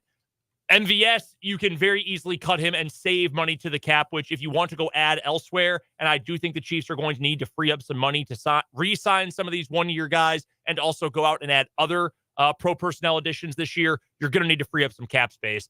But even if you only lose Mecole Hardman and Richie James, you've still got to have some more depth at wide receiver. And the draft, ultimate way to be able to do that. So I I think it is a near certainty there will be at least one wide receiver addition this year. I would not be surprised if it's multiple. I would not be surprised one bit. I think it's going to be one draft pick, one free agent. I think so too. Yeah, I would agree. I know you're going with Curtis Samuel. I said when we did our bold predictions for the year, they're going to go break the bank and sign Mike Evans. Now, granted, that was when I still thought they weren't going to win the Super Bowl. Maybe they don't feel like they need to spend all the way for Mike Evans, but they're still, Josh Reynolds is a name I know I brought up at one point as a guy who's kind of a mid-tier receiver, good player, maybe iffy hands, but he's a good separator, maybe a good option there. I still don't think I just have a hard time seeing them doing nothing. Yeah, I don't think they're going to sit on their hands. I don't know that they're going to bring MVS back. I mean, he might be great in the locker room. We have no idea. But, just financially, if they need to create some space for a move, he would be a contract that would make sense to walk away from. I think it's likelier than not that MVS doesn't return. But I agree. He's bought himself back a little bit of goodwill with his playoff performance, I would imagine. And we've got some comments here, Sam and Barbara among them in the YouTube comments who are asking about the MVS contract situation. So he is under contract for 2024. It was a 3-year deal he signed, max value $30 million back in March of 22. If they keep him, he's going to cost you $14 million against the cap, which is the biggest he's ever cost you against the salary cap. If you cut him, it costs you $2 million. So you're going to save $12 million to cut Marquez Valdez-Scantling. I mean, that might be 2 role players, either offense or defense. That, what did Drew Tranquil make this year? Just for comparison's sake. Drew Tranquil, he made what, $5 million? 3! 1 year, $3 million. You could sign 4 Drew Tranquils with that money. Yeah. And I know that it's not a perfect 1-for-1, but no, you don't want to give $12 million to a guy that in a perfect world is not one of your top 2 wide receivers. And yes, and I can understand, especially if you're worried about running it back and having the same issues again with the wide receiver core next year and thinking, he played so well in the playoffs. Maybe you have to keep him. Honestly, this feels more like a great opportunity for Brett Veach and Andy Reid to sit down with MVS and say, Quez, thank you. You did a great job. Everyone will remember you fondly for those big plays you made in the final 2 games of each of the last 2 seasons. And by letting you go now, I won't even be surprised if they cut him before the start of the new league year, honestly, to give him a head start. You've got your chance. Similar to how Chris Jones got mega deal. This is probably MVS's last chance to get multiple years. Like a multi-year, multi-year deal. So I would not be surprised if that was the case. I guess they could bring him back, but I sort of think adding youth or adding some new blood and saving that $12 million probably makes a little more sense for the Chiefs going into this year. And it's not a horrible class of wide receivers. I guess it depends how old the Chiefs want to go. And we'll get to this more in coming days, but Evans is obviously the crown jewel of this class. Curtis Samuel's out there. He's a player I've always liked. Spencer, you and I have talked about him a little bit. Kendrick Bourne is out there. That's a guy who I would take on a 1-year deal. I would go 1 year for Kendrick Bourne. I think he's a nice player. DJ Chark kind of stunk this year in Carolina, but everyone stunk in Carolina. So there are some players out there who are fine. Josh Reynolds, again, name I've brought up a bunch. Hollywood Brown, remember when people thought the Chiefs were going to trade for him for some reason? So there's enough guys out there. Noah Brown's a free agent. He's not going to command all that much. He actually played pretty well for Houston when called upon this year. T. Higgins is the other big name in this class. I'm sure he'll get a big payday. So you'll be able to find some guys who are going to be able to help you flesh out that wide receiver core a little bit more over time. As for everyone else looking up at the Chiefs right now, you've got to be discouraged. Damn. Look at that. Even if you're a team that's on the upswing, I think about Green Bay in this, and if you're the Packers organization, you're feeling great. Jordan Love's going to be the guy. They've already said we're going to get a deal done with him, an extension. We're going to lock him in. We've got all this young talent that's crazy cheap. New defensive coordinator whose head is in 14 feet up his own backside. You're set. You're feeling great. But you know what the best case scenario is? Well, the best case scenario is the Chargers somehow go backwards into a Super Bowl with a completely injured roster and you play them in the Super Bowl. But your most likely best case scenario, we won the NFC. Great. Love is the guy. Oh my God, we have to play the Chiefs. Great. Sick. You don't want that. That's the specter that you're facing for everyone else in the league. So as we go into next year, and I mean, maybe this is as simple as just looking up and down the list of Super Bowl odds that the books have already put out there. But who is actually positioned the best to say we can contend with that team. They are, Mike Tyson at the top of his powers. They are the Yale squash team that didn't lose for like 14 years or whatever. Like, they are untouchable. They are the best of the best. But we think we are in a position where we can compete with them. I don't know why I didn't pick someone else. I picked a squash team, but you know what I'm saying. I'll give you teams with young rosters or cost-controlled quarterbacks probably feel the best. Mm-hmm. And right now, that's Green Bay, Detroit with a really young roster. Outside of that, we made a lot during the AFC playoff run with regards to all three teams that the Chiefs beat that, oh man, they had a lot invested in this season, and they've got a difficult offseason coming up. They've got to make a lot of really hard decisions about their roster. For Miami, it's, are we going to pay Tua? And what are we going to do to rebuild this defense? We got a lot of guys coming up on the end of their contracts. For the Bills, what are we going to do as our cap situation worsens this next year with Von Miller worth $1 billion against the cap and he can't play anymore? And all of these important defensive players who are going to be free agents. And we still don't have enough weapons for Josh Allen, it turns out. For Baltimore, they had a lot of veterans, a lot of guys, important cogs for that team who were on contracts that are up. Like, what do they do? The 49ers, they're an old team. I mean, even with Purdy under the seventh round rookie deal, that's an old team. Trent Williams isn't getting any younger. Deebo Samuel's not getting any healthier. Christian McCaffrey is going to start to get to the point in his career where you might expect a decline, and he's got the injury history. Like, was this the year for them to make a run? I think every team the Chiefs went through dealt with some real, or is going to deal with some real tough questions in this offseason. I think the 49ers are in a position, they've got one more. They've got one more year where they should be, beyond a shadow of the doubt, the favorites in the NFC. They've got one more because Purdy can't get an extension this year. You have to go 3 years before you can get an extension done. So he's going to be playing for free, essentially, relative to the salary cap coming up this year.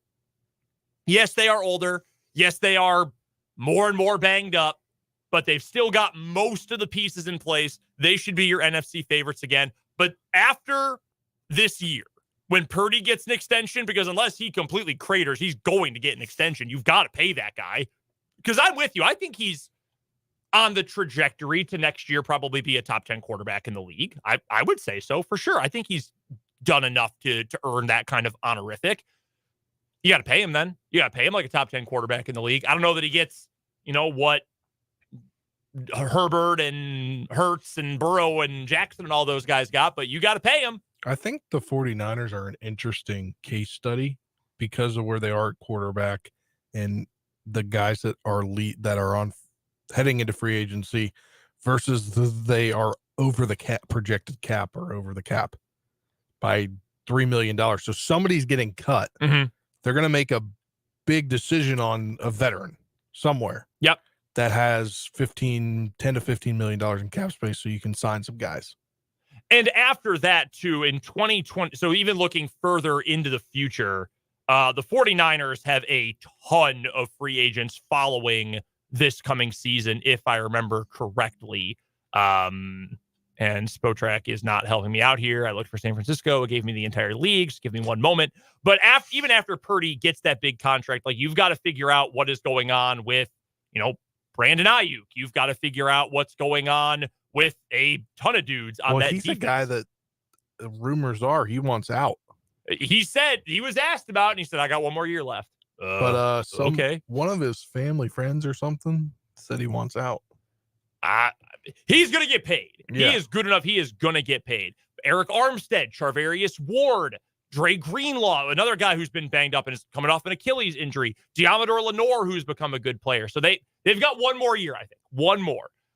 I'm a Burrow guy, so I think the Bengals are there, but he missed most of this season, and they lost their offensive coordinator who had been there this entire time. It was a good OC. And they got to make a decision on T. Higgins because that offense does not look nearly as imposing if they've only got one number one wide receiver as opposed to having two number one wide receivers to go with Joe Burrow. I've got a team, it's the AFC team that I think could do pretty well next year. Okay. They don't have a lot of guys on expiring contracts that, comparatively to some other teams. in the Texans, and they have the third most cap space at around $70 million. And their quarterback is making no money. Their best wide receiver, who again got hurt at the end of the year, Tank Dell, he's not making any money. So you're in a great spot if you're Houston. Now the question with them, maybe even a little bit more so than Green Bay, just because the Packers have a veteran coach, is are they still a little bit too young to go all the way and do that? Because even when the Chiefs were super young and they won Super Bowl 54, there were still a lot of veterans on that. Kelsey wasn't young. Chris Jones was younger than he is now. He wasn't super young at that time, though. One note about Cincinnati, and we will get to a break here because we've got What Is Wrong With You to get to. Cincinnati picks 18th in the first round this year. I don't know what their total draft capital looks like. You just take a wide receiver there? If you're not bringing Higgins back. The bigger question for them, to me, do you bring back either of your free agent receivers? Because Tyler Boyd's a free agent too. Yeah. Tyler Boyd's a good player. He's not as good as T. Higgins, but he's a good player. He's a good slot receiver. Yeah. Jamar Chase, obviously, you keep that guy. He's a top 5-ish receiver in the NFL. You keep that dude. But if you lose both Boyd and Higgins, then all of a sudden you go from having really good weapons to just Jamar Chase. I hope Burrow is truly that dude. And I think he is, but that's a hard adjustment to make. That's not easy for anyone. You know what a great example of that is? Patrick Mahomes is the best in the world, and he was so mad about his wide receivers this year that he freaked out at Josh Allen after a game.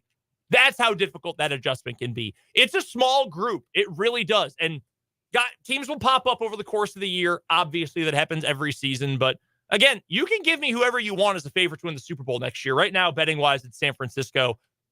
It is very dumb to not make it the Chiefs. Very, very dumb, in my opinion, to not make it the Kansas City Chiefs. What Is Wrong With You is next. We'll get to some college basketball later on this hour here on 580 Sports Talk.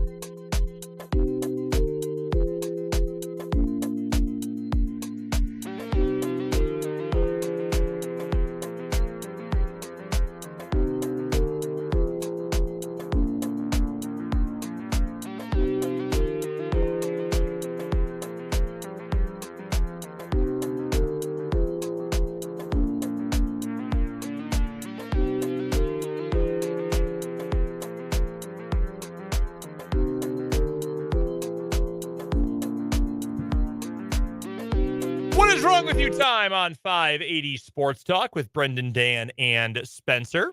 Our current winner for the week from Tuesday's show, from Monday's show, but we last had What Is Wrong With You on Tuesday. The gentleman who got in a bit of a traffic incident, he was almost hit by a car, but the guy in the car was trying to avoid another accident, and he didn't actually end up hitting him. But what did Samuel DiOrio do when he was so frustrated that a car got near him? He pulled out a machete and threatened to chop the driver up, and then threatened to eat his body.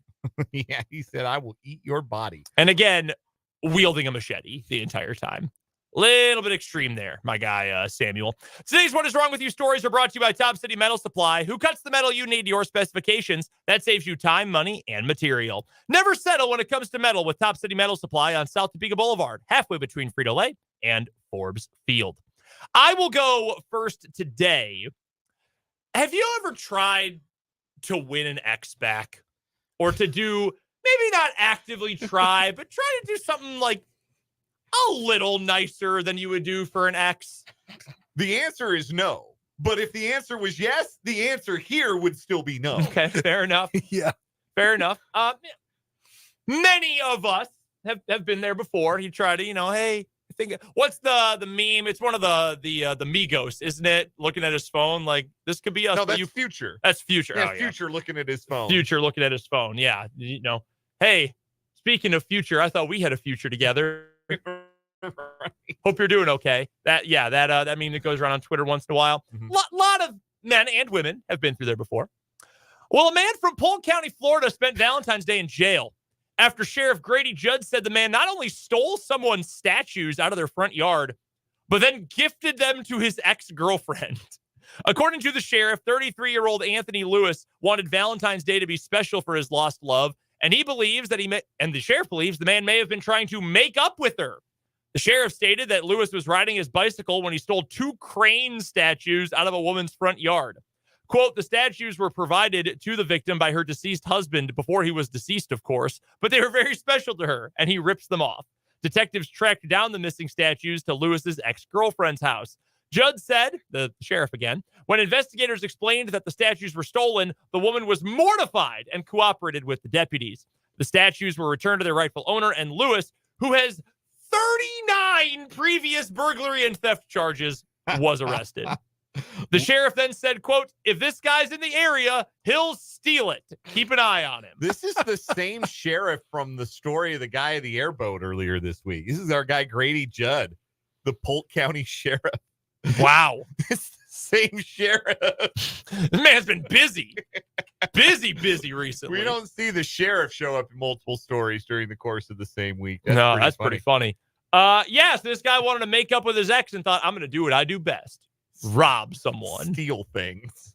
I'm sure she will love that. Why cranes? I don't know. The statues had sentimental value. Apparently, they were given to the victim by her deceased husband before he was deceased, of course. Yeah, that line is very funny. That's the quote from our guy, Sheriff Judd. Thank you for clarifying that they were not gifts from beyond the grave. I need a picture of Sheriff Grady Judd. I'm going to guess he looks exactly like you would suspect Sheriff Grady Judd to look. I'm not going to lie. I was expecting white hair and a little bit heftier. He's got brown hair. Thinning, but brown hair. Nah, yeah. I was expecting something else, too. I was expecting a more portly gentleman. Yes. Yeah. Man, this man has his own Wikipedia page. And an article, Grady Judd's most memorable quotes of 2023. He apparently has to have a lot of press conferences. Career highlights on Wikipedia include Operation Swipe Left for Meth. He was also in 2022 given the Sandra Hutchins Sheriff of the Year Award, presented to the best sheriff in America. He was also given the Faith-Based Patriot of the Year Award of 2022. Is this the guy? Yes, this is the McDonald's guy. Oh, man. Have you ever seen this clip? Some woman committed a crime in a McDonald's, and he made a bunch of McDonald's puns in his whole speech about it. And just totally eviscerated. She was McMahon. Yes. I remember that. Yes, exactly. Oh, man, that's crazy. Shout out to Grady Judd. That's awesome. This man is a celebrity. He really, it's amazing that he doesn't have his own TV show at this point or hasn't explored a run for president. I'd give that one about a 51-49 edge between those two. All right, what do you have for today, Dan? We are headed to Maricopa County, Arizona, where we meet 41-year-old Bryson B. Lewis, who was reported asleep outside a Denny's on February 6th around 4:20 p.m. What is it? He was approached by Richard Fox, who woke him up to check on him. Rick Fox? Not that Rick Fox. Oh. Lewis woke up, told Fox he was a gangster, and began telling Fox to fight him. Then a woman named Donna Nago asked Lewis to leave, and he refused. Who is this woman? We don't know. Somebody else saying, "Hey, man, get out from in front of the Denny's. You're scaring off everybody who's trying to come and get a Grand Slam breakfast for dinner." Police arrived at the scene and saw Lewis was stumbling, unable to keep his balance, slurred his words, smelled of alcohol. They said he was covered in pizza and regurgitated food. Lewis was uncooperative and repeatedly told officers he was a, quote, gangster. He was taken into custody, arrested on criminal trespass and disorderly conduct charges. Faces up to a year in jail. Whom among us has never been in a state where we vomit pizza all over ourselves and when asked about it, respond, "I'm a gangster." I'm gangster. That man was having some great dreams. Tell you that much. I'm a gangster. That dude was Scarface in his own mind. Holy No, smokes. not even that. Not even in like the Scarface guy. He's just, I'm gangster. Oh, God. All right, we got two good ones here. We got this guy who was puking all over himself and saying he's a gangster. And we've got the guy who stole a couple of statues to gift to his ex-girlfriend, who apparently was unaware at first that they were stolen. Although, given his rap sheet, she probably should have guessed. Yeah, like 39 times. You know, you kind of are who your record says you are at that point. That's more Word to Bill Parcells. I feel like if we're voting on like what is wrong with somebody, more of like why you do, I guess, on why are you doing this? Mm-hmm. Why are you trying to get your ex-girlfriend back with stolen statues? That's got to be my winner. Yeah, I mean, there's got to be some sort of connection there. Like, oh man, she loves lawn art. Like, otherwise, I don't know why that would be what you try to get back with someone with. Also, as far as we know, he was not so drunk he was vomiting on himself. No. Again, tie goes to sobriety. We assume this man committed all 39 of his acts of theft of sound mind and body. Sound enough to take these statues from somebody else's house. That's incredible. All right, does that beat our machete wielder? I'm gonna go with the simp thief. Simp thief. Simp thief. Man, this is a tough one. Spencer, do you have a vote? Simp thief. All right, we'll go with that. Our new story. That's our winner for today. The simp thief robbed a couple of some sentimental statues from a woman's home, gifted them to his ex. It was the 40th time he had been arrested for burglary. That is our new winner for the week. And What Is Wrong With You, brought to you by Top City Metal Supply. Metal cut to order when you need it. That's Top City Metal Supply on South Topeka Boulevard right here in the capital city. We're talking college hoops coming up next here on 580 Sports Talk.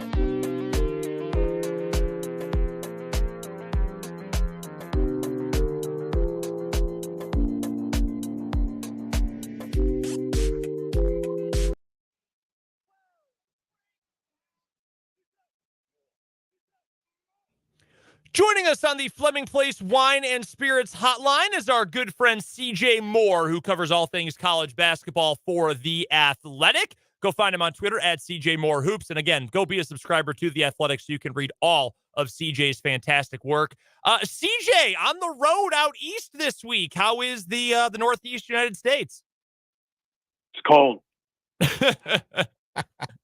We finally were free from that here in the plains, CJ, and I had to go right back into it.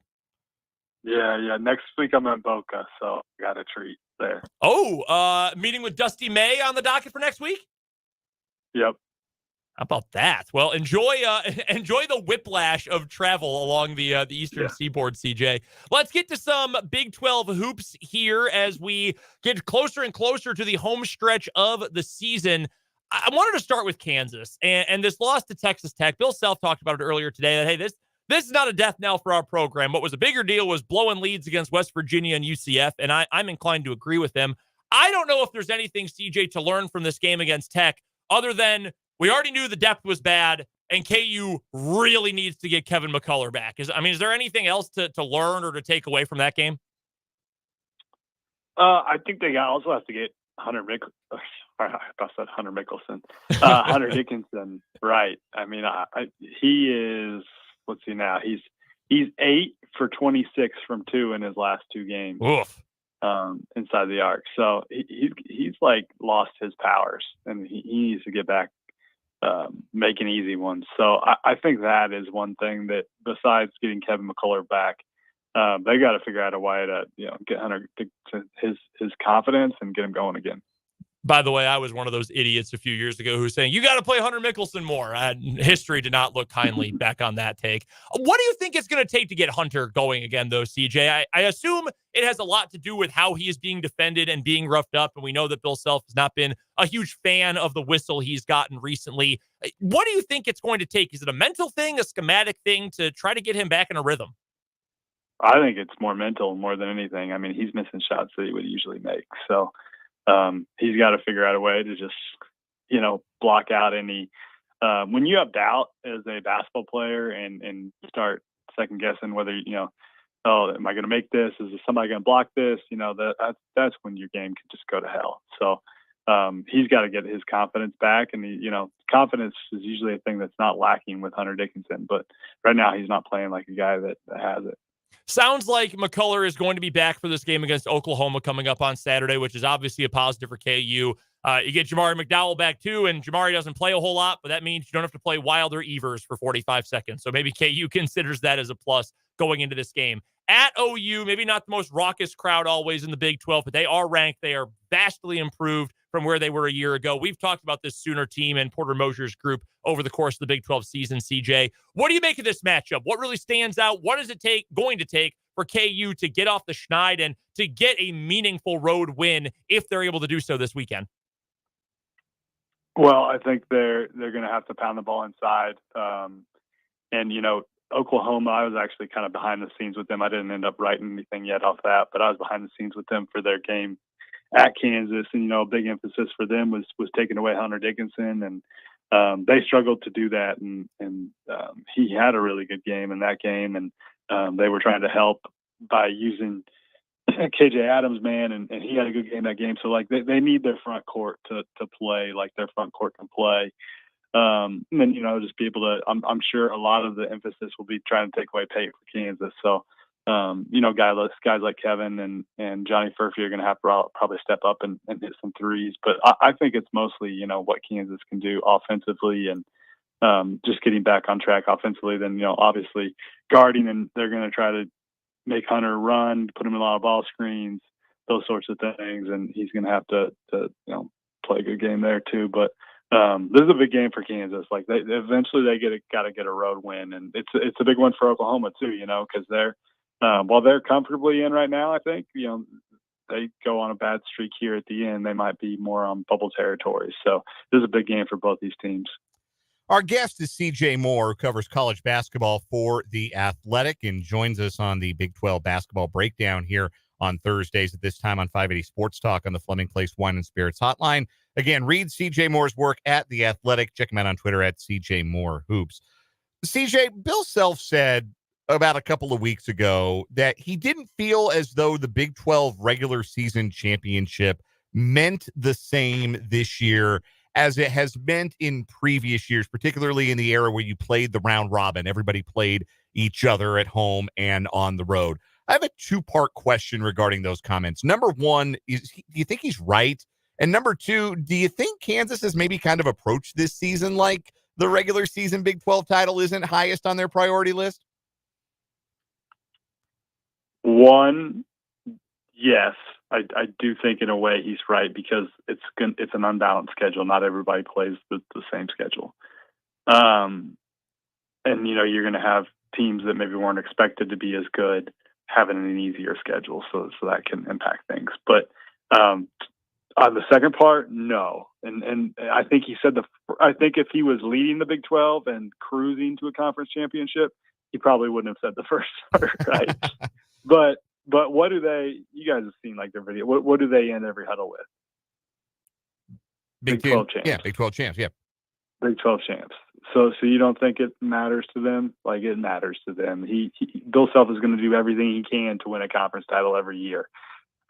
Is he maybe a little more because this team's so old and the biggest goal is to succeed in March? Is he maybe been a little more hesitant with Kevin McCullough and maybe held him out a little more? Maybe, possible.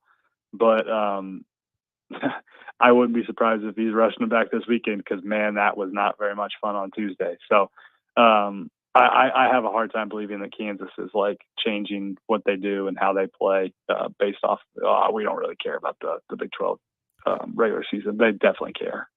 K-State is at home tomorrow or Saturday morning. They take on TCU at Bramlage. It's an 11 a.m. tip-off. You'll hear it right here on 580 WIBW. K-State had their bye sequence this week. They didn't play a game midweek. Probably good to get off their feet after a taxing and disappointing loss at BYU the Saturday before. This is a pretty big game for both of these teams with TCU sitting right at 6-5 in conference play. How do you evaluate this one? Because Kansas State's a team that has had trouble with turnovers. TCU maybe doesn't turn you over at the rate that they could turn you over last year, but they're still pretty capable of doing that. But what is Kansas State going to have to do to earn a home win and get back to 500 in the league? Yeah, I mean, TCU is actually a team that turns people over at a pretty high rate. Actually, if you look at the number, like they're not in the Houston, Iowa State range, but they're pretty good at that. So yeah, take care of the basketball and. K-State, I don't think has any problems playing defense and is usually a pretty good defensive team, as we talked about last week, but they got to find ways to score the ball. And as you look at, like, you kind of pull back and look at K-State's, the big picture right now, like they've got 4 home games left. They're at 5 wins in the Big 12. I think they probably have to get to 9 wins to like probably be on the right side of the bubble. And you guys know me, I hate bubble talk and I hate trying to determine right. who's going to be in the state tournament or not. But this is probably, that's what it's going to come down to for K-State. Like, I think a 9-9 record in the league, you're in a pretty good spot there, or at least in contention for it because of the wins you're going to have by just winning any game in the Big 12. So they can't afford to drop a home one here because like that last home game is against Iowa State, and that's going to be a tough one to win. So like they're going to have to either win the rest of their games at home or maybe can drop one and then steal one on the road somewhere. So these games coming up for K-State, these home games coming up are huge. So they're going to have to do like this isn't a make or break game on Saturday for the season, but man, that all of them that are left at home are almost close to it. So you asked me what K-State has to do. I think like when they look good, they're making shots and finding a way to score, right? Like the defense is pretty consistently good, but that offense has been hit or miss.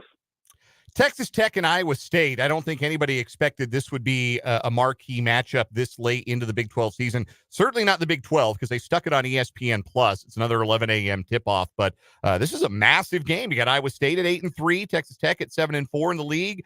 The game's at Hilton, so obviously that's a big edge for Iowa State in this game specifically.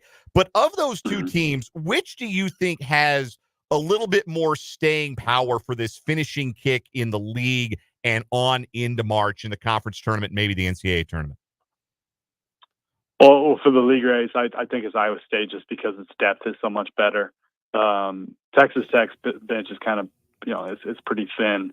And, they lost Devin Cambridge earlier this year. That really made them, they don't have a ton coming off the bench. But I would say, is consistently going to be awesome defensively. And I just think with its depth and its advantage at home, we're looking at a team right now that's, what were they ranked this week? Are they in the top 10 this week? I think they're in the top 10, yeah. Yeah, if they're not, they should be. This is a legitimate team that TJ is putting out there, and it's been a heck of a season for them. And defensively, they're just on another level. Them and Houston, obviously, are just on another level from everybody else. So I think I trust Iowa State down the stretch run more than I trust Texas Tech. But it's not to take anything away from what the job Grant McCaslin's done and that group's done. They're kind of this year's K-State. Like what K-State was last year, they are this year. And we saw K-State make it to Elite Eight. So, if Texas Tech gets hot in March, maybe they can make a run as well. But I think I trust Iowa State more as far as the league race goes. CJ Moore of The Athletic, our guest here for the Big 12 breakdown on the Fleming Place Wine and Spirits hotline. And CJ, which couple teams have the most to prove here with about 3 weeks left in Big 12 play before the tournament?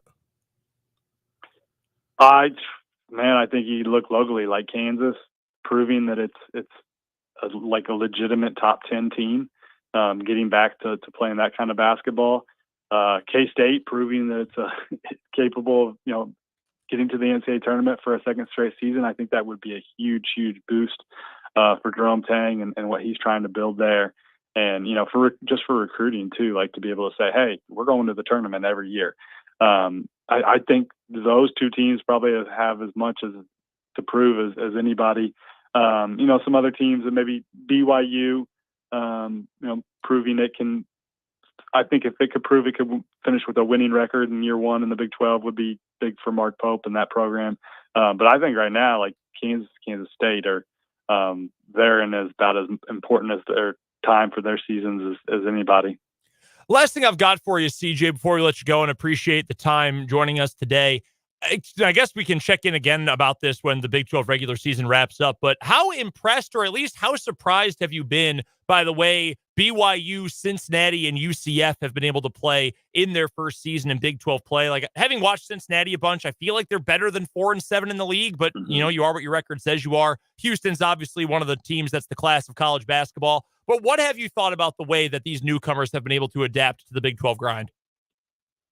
Yeah, I think it's been good. I think that they all built rosters that could maybe hang in this league. UCF was probably surprised me as much as anybody, just because I thought they'd have a hard time winning 2 games in conference play. So the fact they won 4, impressed by the job Johnny Dawkins has done that to just get that roster. They lost a lottery pick off last year's team, so and that team wasn't that great. So that fact they've been able to be competitive has surprised me. I thought Cincinnati's roster coming in was pretty good, and like you said, 4-7, but I do think they're probably better than that. And that just kind of speaks to the depth of the league. It's tough in that middle.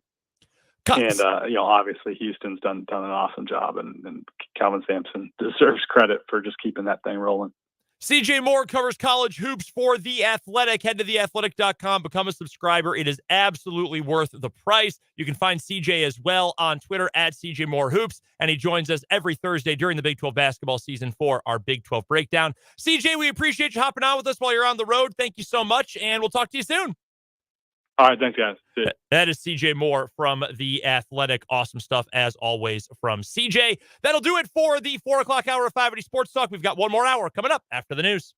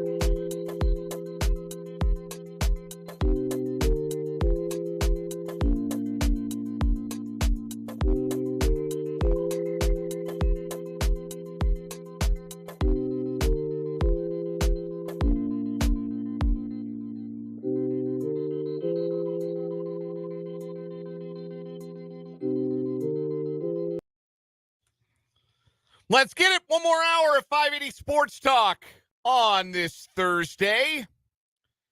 Dan Lucero, Spencer Dupuis hanging out with you the rest of the way. Brendan Dworzinski's off to Skinny's Sports Bar and Grill at Huntoon and Gage here in Topeka for the Washburn Basketball Coaches Show, 6 to 7 tonight. That's over on our sister station, Classic Country 106.9. So you're hanging out with me and Spencer the rest of the way. Appreciate you being here, whether you're listening on 580 WIBW, FM 104.9, online worldwide at 580WIBW.com, or on the YouTube stream on our YouTube channel, 580 Sports Talk. Maybe you're watching us on the Facebook page, WIBW News. However you're consuming the program, we're glad you are doing so. We appreciate you spending the early evening on this Thursday, February 15th with us here on 580 Sports Talk. Still a full final hour left to go today. We've got our 580 Sports Talk headlines. We'll also be joined at the bottom of this hour by Mitch Holthus, the voice of the Kansas City Chiefs. We will recap Super Bowl 58 from the voice of the Chiefs' eyes and get his thoughts on what this means for the Chiefs historically and maybe a little bit about where the Chiefs go from here. Mitch Holthus will join us bottom of this hour as he has done so throughout this Chiefs season. It's always fun. You can go back and you find it on our podcast page on 580 Sports, 580WIBW.com, the podcast tab. You click 580 Sports Talk. You can go back. We've got hour-by-hour breakdowns. You can find every Thursday that we've had Mitch on, or you can find the video archive of the show going back through all of the Thursdays that we have had from today, going all the way back to the very beginning of this Chiefs season. And they make for a fun chronicle of the year, and the ups and the downs. And certainly this year there were more downs than ups, or not more downs than ups, but more downs than usual for a Chiefs team that has enjoyed so much success here in this last 6 seasons. But Mitch has been there with us every step of the way, and we look forward to speaking with him at the bottom of the hour. But before we get there, we're going to start with our 580 Sports Talk headlines. And we will start with the latest news as the investigation continues into the shooting at the Chiefs Super Bowl parade yesterday in Kansas City. Authorities saying earlier today that the shooting appeared to have stemmed from a dispute among several people. Now, I have lots of questions about that description of the shooting because it is one thing to have a dispute, but they looked very prepared based on some of the evidence and the photographs that were taken around that Union Station area. They appeared extremely prepared to settle a dispute with assault weapons, which is not typically like how you settle an on-site dispute. You don't typically just have those on you. Again, typically.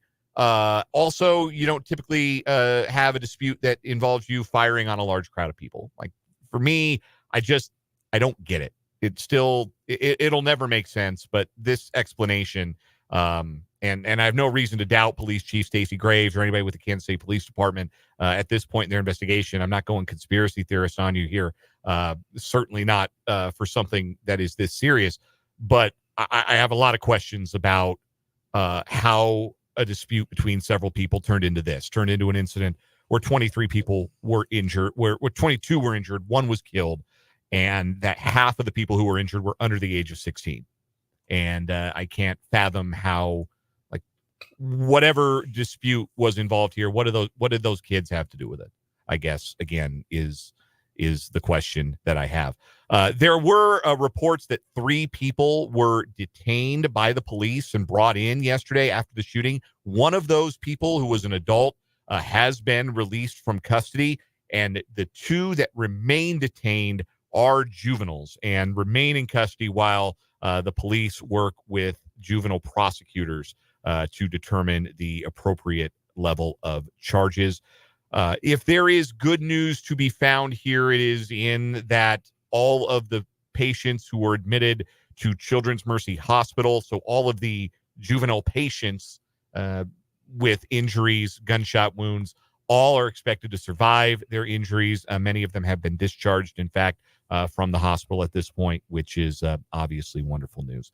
But that is the latest on that, and that is what the police department had to say in their press availability earlier today.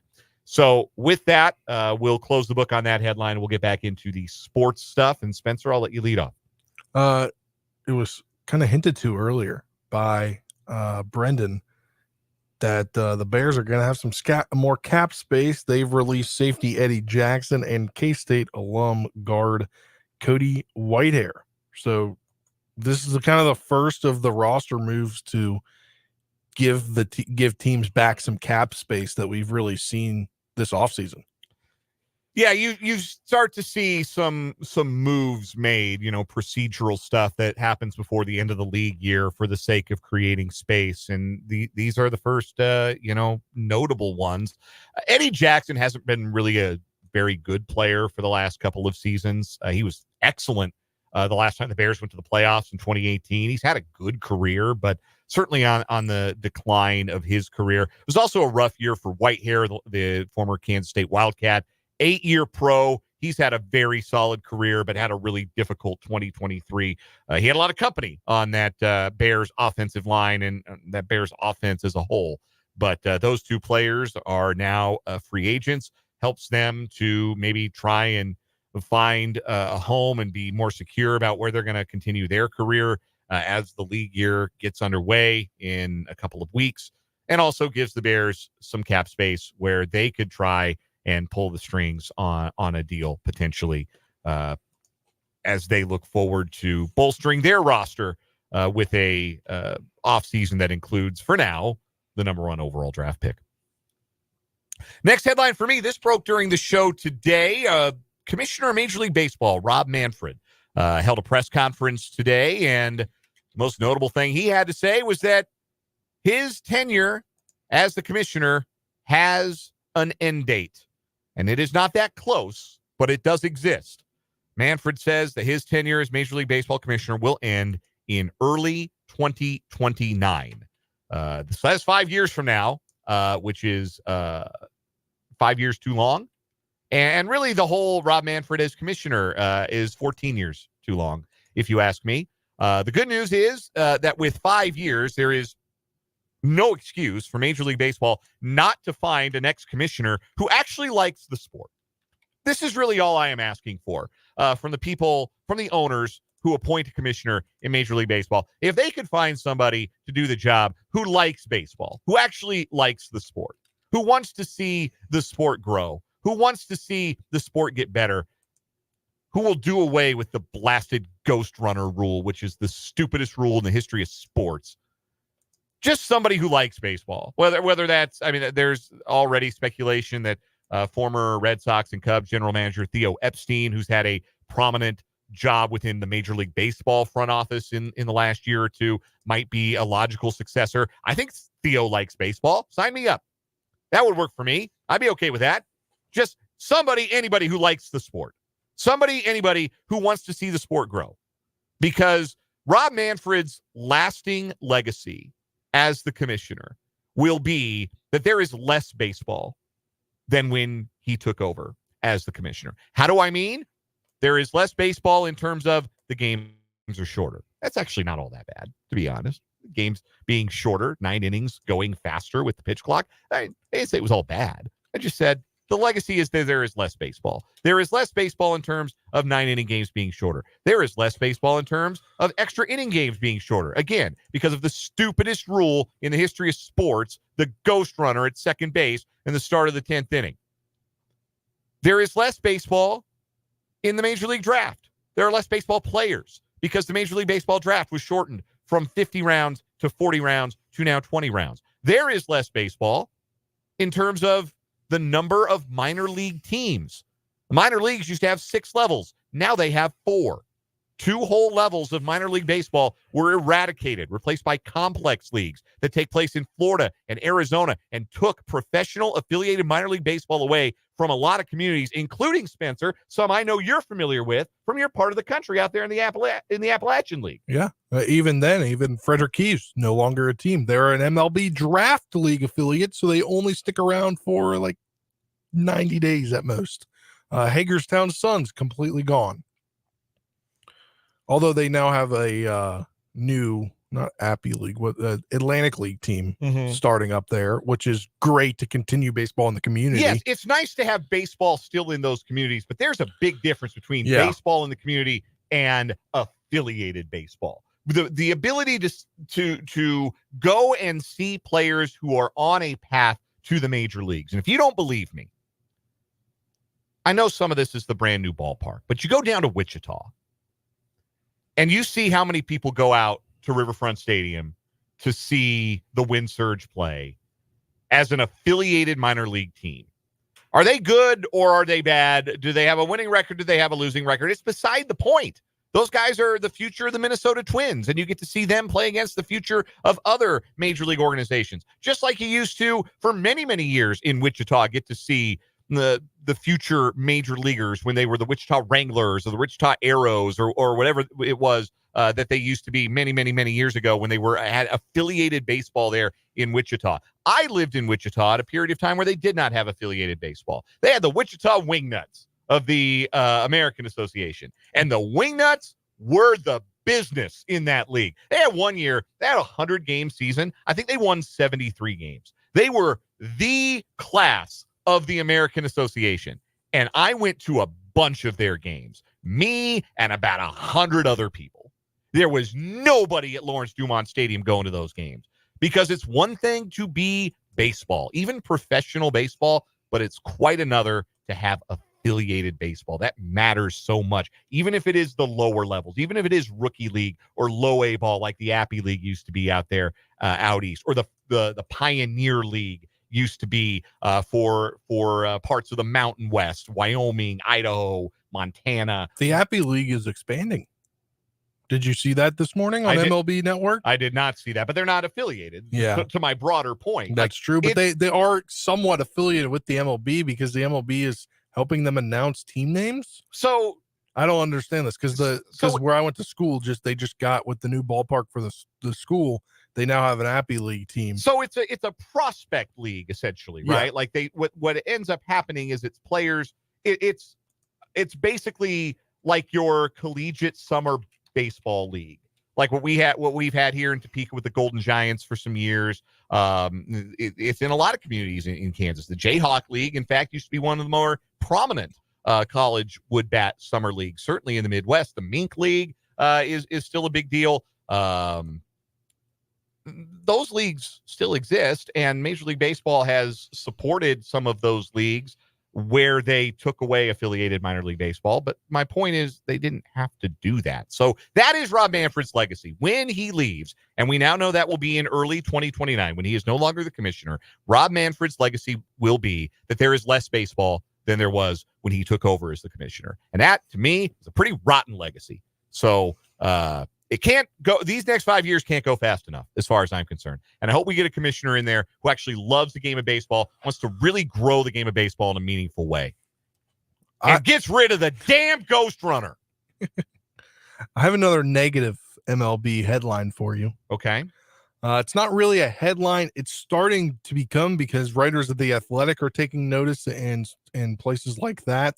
But I've seen it pop up now about 4 times in the last 3 days. Now that teams are back at their spring trainings.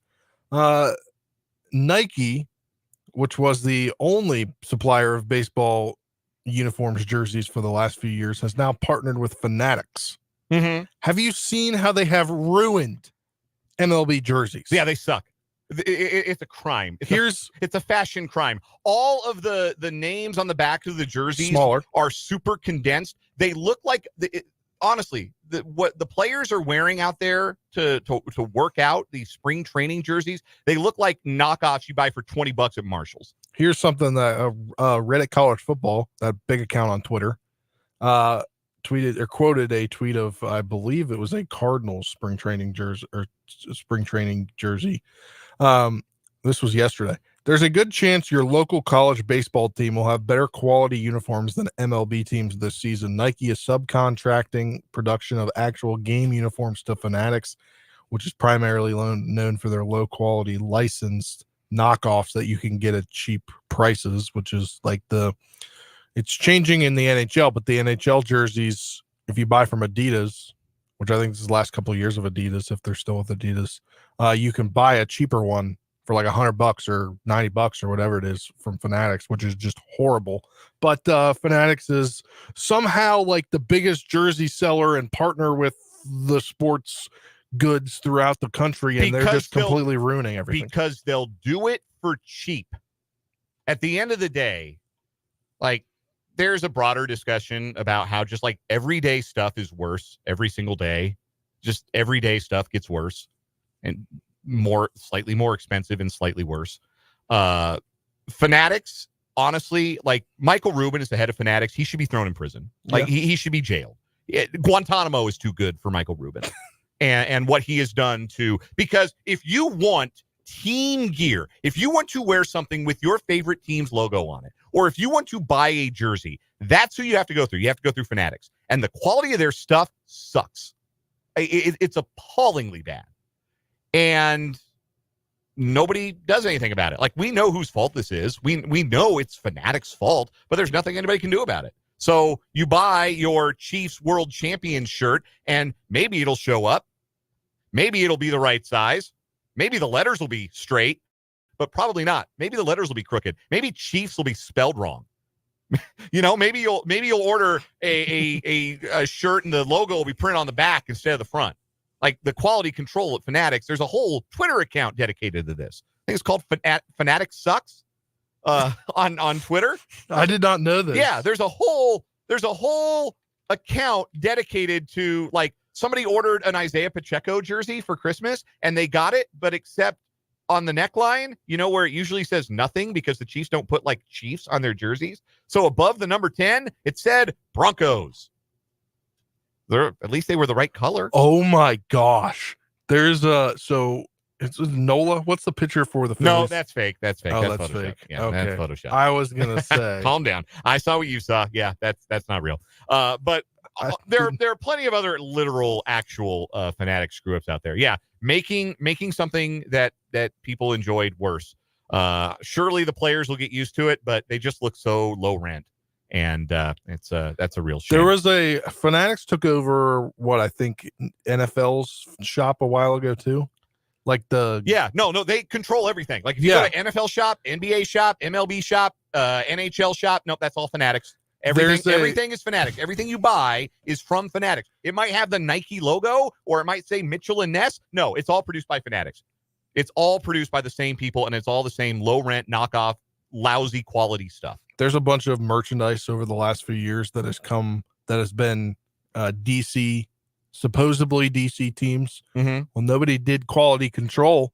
It's the shape. It's like a license plate, front license plate. Mm-hmm. It's the state of Washington, not the shape of the Washington D.C. area. That sounds about right. That sounds about par for the course. There's Fanatics. coffee cups like that too. Mm-hmm. Well, what I'm holding in my hand right now, if you can see it on video, this is my Stanley Cup Champions tumbler that I bought when the Avalanche won the Stanley Cup. Do you see the nicks that it's taken? The paint is peeling on this thing. You maybe can't see it, but you can see it, right? Yeah. Do you see where the paint is peeled? I've had this a year and a half. I have had this hat a little while. Yeah. Look at this. Starting to thread a little bit. Yeah, like the actual thing is pulling off. My sister has a hat like this. Yeah, she doesn't wear it that often. My wife bought a Super Bowl but it's not like that. My wife bought a Super Bowl champion shirt last year for the Chiefs, already starting to like crack and wear like a year on. It's not like she wears it all the time. She can't wear it to work every day. Yeah, so it's not like a frequent like wear it once a week and wash it. No, the quality control for that company is appalling. And now they're going to make all the NHL jerseys starting next year. It looks like they're making all the Major League Baseball jerseys. And it's just, it looks low rent. And then if you want to buy it and support your team, the quality you get is terrible. And they're asking you to pay $175 at minimum for a new MLB jersey. Like if you want to buy a Bobby Witt jersey, that's $175. Or you can do what I would recommend you do. Even if I wouldn't typically recommend you give your money to a company you might not trust, I would trust the quality of the knockoffs that you get from shady websites that end in like .ru, then I would trust the quality of Fanatics. 100%. Just get the knockoffs. 100%. Get the knockoffs. One more headline. Let's get into one more headline here on our 580 Sports Talk headlines. I'll pull another one and make it a short segment before we talk to Mitch here in a little bit. Detroit Pistons center Isaiah Stewart was arrested for assault last night for punching Phoenix Suns center Drew Eubanks at the arena hours before the teams played. Stewart was not supposed to play last night for the Pistons. He was listed as out with a sprained left ankle. Eubanks played 18 minutes, had 6 points and 8 rebounds. Eubanks said before the game, the altercation happened as he was coming into the arena. He said an argument started. They were chest to chest before Stewart threw a punch. And then security intervened. Police say Eubanks suffered a minor injury in the process. Pistons say they're aware of the incident. The Suns released a statement saying that the attack on Eubanks was unprovoked and acts of violence such as this are unacceptable. We unequivocally support Drew. We'll continue to work with local law enforcement and the NBA. It is wild to have a sports fight end in an arrest. Yeah. Typically not how those things go. But in this case, it happened well before the game, and so kind of outside the boundaries of a sports fight. That being said, have you ever seen a picture of Drew Eubanks? No. I know you're not a big NBA guy. If you see a picture of Drew Eubanks, or if you've ever watched him play, and I have watched Eubanks play. He was on the Blazers for a while. He's on the Suns this year. If you had told me, hey, an NBA player got punched in the tunnel before, hours before a game, and the guy who did it got arrested for assault, I would have said, oh, somebody finally hit Draymond Green? And you would have said, no, somebody else. And I would have said, oh, I bet it was Drew Eubanks. Yeah. It's the most punchable face in the NBA. That's all I'm going to say.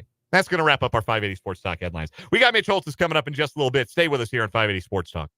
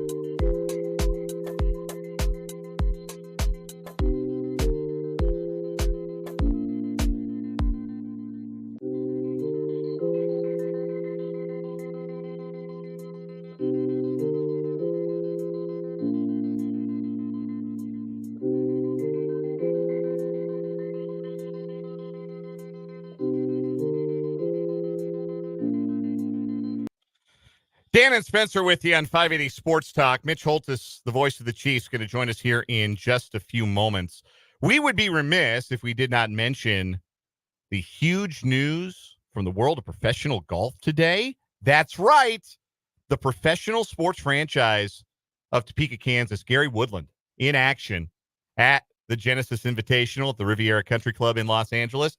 And a good day for G-Dub. Bit up and down. He started hot, 3 straight birdies, but cooled and ended up 1 over par going out on the back 9, finishing his day with a 1 under 70. That's good enough to tie for 29th at present. He's in a group that includes golf luminaries like Sam Burns, Tony Finau, and Victor Hovland. So good day, good start to the tournament for G-Dub. Happy to see him back out there. He's playing on a sponsor's exemption this week, of course, making his return back from the brain surgery that threatened not just his career, but his life last year. So it's good to see G-Dub have a good day. A lot of highlights. If you were following the PGA Tour's official Twitter account, you saw a lot of G-Dub golf shots today. Putted well and finished with a 1 under 70. Oh, yeah, Tiger Woods is playing too. Just as a quick aside. Yeah. Not too bad for a guy that hasn't played a professional round of golf, competitive round of golf in a while. Tiger Woods is playing too. You talk about up and down for Tiger. He's in a tie for 53rd. He was 1 over 72 today. Very uneven round. Made 5 birdies, but also made 6 bogeys. There's a highlight going around of him on 18. Apparently, as he was hitting his iron approach in the uphill green on the par 4, his back seized up on him, and he cold shanked it into the trees. As bad a golf shot as you can hit. The difference between me and Tiger Woods, I will also frequently cold shank a ball into the woods. The difference is he got out and made bogey. I would have just picked up the ball and say, yeah, put me down for a 6. But no, Tiger got out and he made his bogey. This is actually one of my favorite golf tournaments, the Genesis. The Riviera Country Club is such a cool course. It's got a lot of fun, like idiosyncrasies. I guess I'm golf guy now on the show, too. Among the many mantles that I've taken over now that Jake LeBond is no longer here, I'm old guy and I'm also golf guy. Maybe the two are related. So I will definitely be checking out some of this tournament this weekend. It's a cool one. It's a cool course. It's got a lot of fun holes, and I look forward to enjoying the golf. And hopefully everybody hangs around for the weekend. This is a limited field event. There's only 70 players in the field. So G-Dub's going to be around for the weekend, and maybe he'll hang around the top of the leaderboard. That'd be pretty cool. So are they cutting? I don't believe there's a cut. So okay. No, there might be a cut. I actually don't know. I can't swear to whether there's a cut for this particular event. But I do know that Patrick Cantlay's up top, 7 under 64 today. Cam Davis, Jason Day, Luke List, 6 under. Tom Hoagie. There's a quirky cut, according to Golfers Digest. Tom Hoagie, Jordan Spieth, Will Zalatoris, 5 under par. Scotty Scheffler's right now 3 under. So, yeah, it's a good field. It will be a good leaderboard. Yes. After 36 holes, only the top 50 players and ties will be moving on. Top 50 and ties. So right now, Tiger got to get on the right side of the cut. Right now, he wouldn't make the weekend, but there's still some first-round action ongoing presently at the Genesis. We'll keep you posted tomorrow, let you know how G-Dub fares. And, yeah, I guess Tiger, he's kind of a big deal, too. We'll take a break here now, however, and when we come back, we'll talk to Mitch Holthus, voice of the Chiefs on 580 Sports Talk.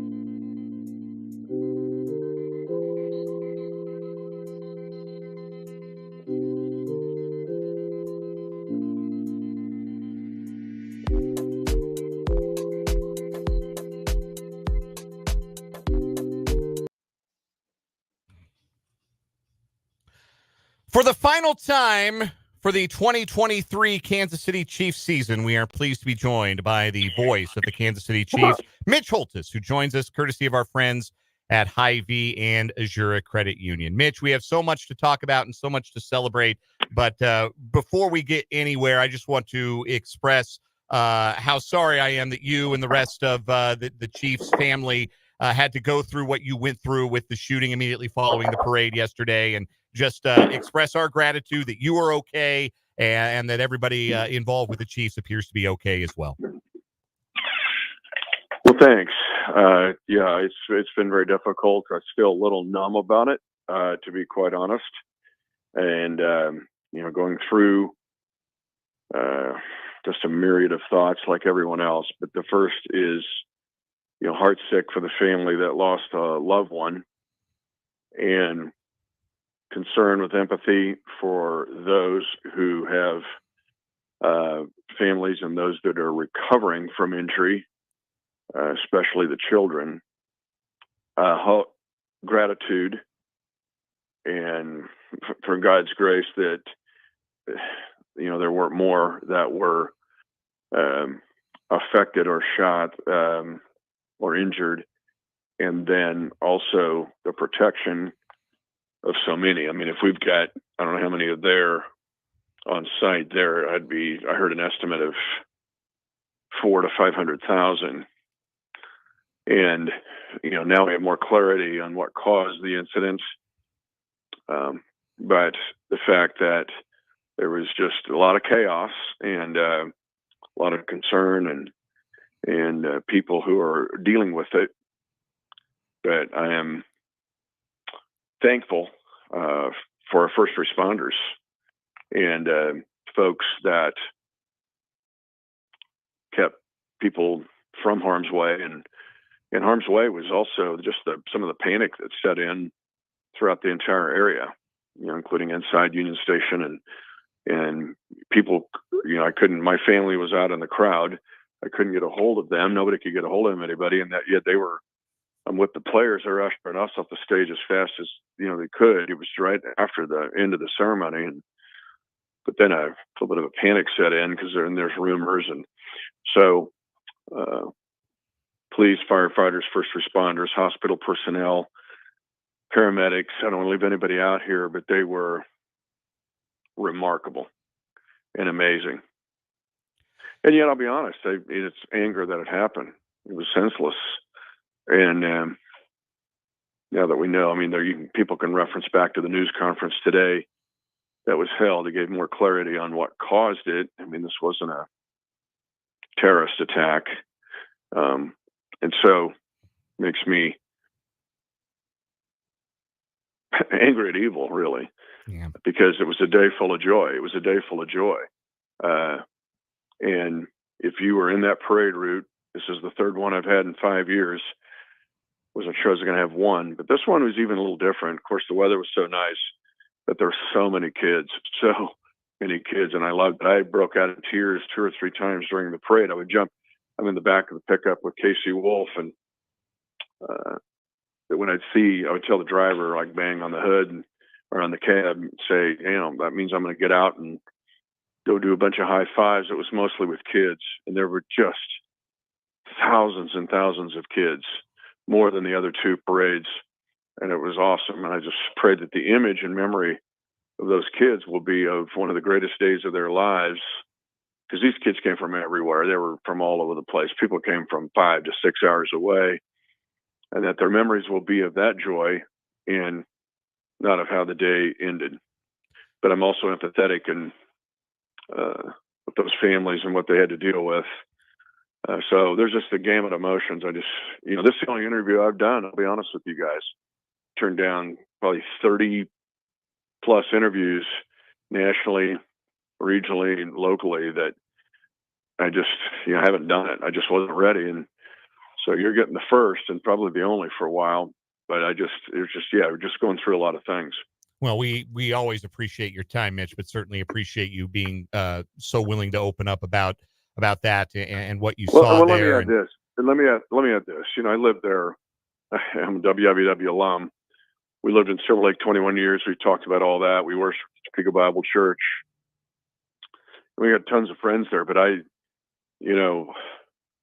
Psalm 91 protection. It's called the Soldier Psalm. And I don't know where people's beliefs are, but they can just look it up and read it after this interview. And when you read it, it comes alive. Psalm 34:18, which is the Lord's near to the brokenhearted, saves those who are crushed in spirit. I don't care where anybody's beliefs are. Just read that. It comes alive when you think about a family that lost a loved one and, a very talented mom and community leader in many ways. And had worked very closely with Artico Productions, our Spanish broadcast. So those things are real, and that's what I cling to. And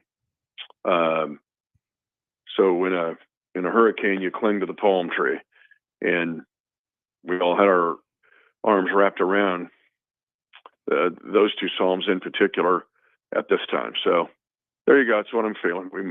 We push on.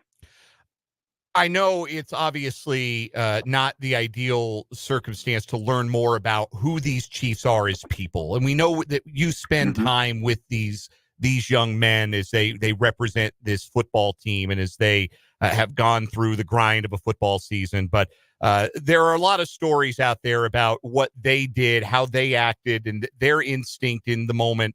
Many of them was to comfort those around them, comfort young people, young fans who were there at the parade. And I know, Mitch, that those stories, I'm sure, come as no surprise to you when you hear about some of the actions and the deeds of these Chiefs players who, in a difficult spot, were really called upon to provide comfort and did so. I try to emanate this to you guys in these reports, going all the way back to the start of them at the end of July and the 1st of August when we do our daily training camp reports. I try to emanate kind of the genre of a team or what they're about. We all want our favorite team to be full of good guys, all of us, whomever our favorite team is, college or pro in whatever sport. And we know the reality is that's not the case. But I'm telling you, this team in 30 seasons, probably the best I've ever seen or been around. Trey Smith, and I'll just be honest with you, and my 9-year-old granddaughter was out there with my wife, son, and her sister out in that crowd, and I got pushed. They're whisking me off with the players, and they're trying to get us to safety, but I can't. Where are they? I can't find them. Right? There's no cell service. I can't text. I can't call. I'm like, where are they at? But that 9-year-old granddaughter, who's awesome to me, her favorite player is Trey Smith. Now, what 9-year-old has a guard on offense as their favorite player? She does. She's been with him in Smith Center at my fundraiser, which, by the way, is April 20th. If you want to get up and close and meet some of these guys, just drive up to Smith Center for that night, and you'll know why. But she is his bodyguard for that night. Well, anyway, through the last couple of years, that's her favorite player. That's her role model. She wears a 65 jersey for every game. Now, kids usually want the quarterback or Kelsey or the running back or whoever has had the ball. Very few kids have a lineman or a guard. And I love it that she does, because Trey Smith is one of the best human beings I've ever seen in 30 years in the NFL or my whole life. He's amazing as a person. Now, he's a warrior on the field. You'll see him fight and battle and be crazy not crazy, but he's just a warrior. And he's not perfect. He had 2 holding calls against Baltimore, and he gave up a sack in the Super Bowl. And the very next play, he buries his guy for a huge play. And makes the key block on the run by Mahomes on the last drive. But it's the person he is when he's not in pads. And I'm just telling you, this team is full of those guys. Drew Tranquil is unbelievable. I go down the line. Jerick McKinnon. These guys are remarkable. Many of them are men of faith. Trent McDuffie. If you spent 10 minutes with Trent McDuffie, you would say, oh, not only is he one of the top emerging corners in the league, you would hire him or work for him, or you would want your daughter to marry him. And he also is grounded in faith. In fact, we all wear bracelets called Stay Dangerous. And not all of us, but that crew of guys, basically. And there's many others I'm not mentioning. And it's got Matthew 25:21 on it. I think people can look that up. I don't care where your faith's at. You can just look it up. But this team's full of them. And when that happened and those accounts of what they did came out, that I was not surprised, because there's just a lot more to these guys than what you see or hear or study on the football field. And yes, we all want our teams to be full of heroes and role models, and we know that's not reality. But this team, more often than not, they are. And I think it's also why they persevered through the season. Creed Humphrey is another one. I mean, he and Trey are shoulder to shoulder. They are off the field. But their character, their love for others, there's a mental and emotional toughness to them that also comes with a tenderness and an understanding. So Justin Reed's reaction on X, the reaction of some other players. And so I'm giving you a long answer and rambling here. That's kind of where I'm at right now. But you asked. And these guys are phenomenal. And a team that you people could have in their hearts forever, because many times, and most of the guys on this roster are who they are as people, and that showed up yesterday. Mitch Holthus, the voice of the Kansas City Chiefs, is our guest here on 580 Sports Talk. He comes to us courtesy our friends at Hy-Vee and Zurich Credit Union. Mitch, when you look back on this season, this Super Bowl win, a third in 5 years for a franchise that had gone 50 years without anything even close, not even like some Super Bowl heartache in there. It was years and years of the disappointment of not being able to come close to recapturing the glory of Super Bowl IV. And now 3 in 5 years for this organization. When you look back on Super Bowl 58, I know that every Super Bowl will bring a different memory for you. What will your prevailing memory, you think, be of this team and what they did in Las Vegas on Sunday night? A little bit, Dan, of a review of what I said on the stage, and it's again maybe bouncing back. I mean, they're set apart. This team to me is set apart.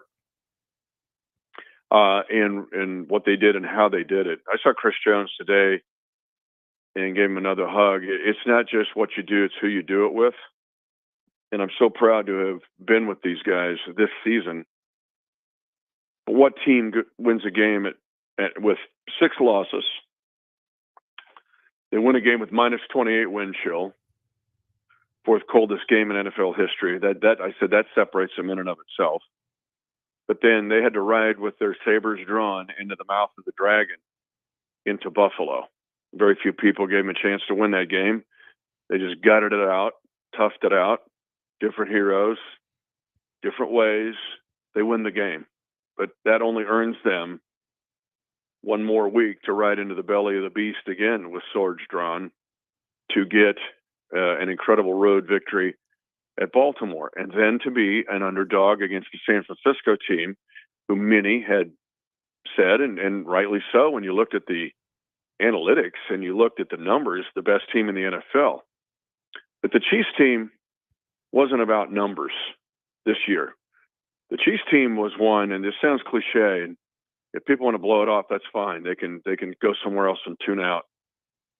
But there's way more to this team. That's what I'm trying to get across to you than numbers or analytics, because they're just a unique bunch of guys that once they got, I told you that the week 18, that getting the 3 seed now, and this sounds strange, but I even said it to you. I said, if this thing turns out that the 3 seed was a blessing in disguise, because they didn't have to gut out week 18. They backed up. And I was just looking at some of the snaps the guys played in week 18, and guys like Jack Cochran and Cam Jones, and Nick Jones, who played 100 snaps in that game. And the Chiefs won the game. I was kidding Blaine Gabbert on the plane ride home from Las Vegas. I said, hey, you're 47 yards of running. We win that game 13-12. Well, that was a shot of adrenaline. It gave everybody a chance of their starters to relax and laugh and rejoice in seeing guys that, work super hard win that game. And then all of that experience to rest mentally and emotionally and physically, especially for Patrick and Kels, and then to see their buddies go out and do that just gave them some of this surge.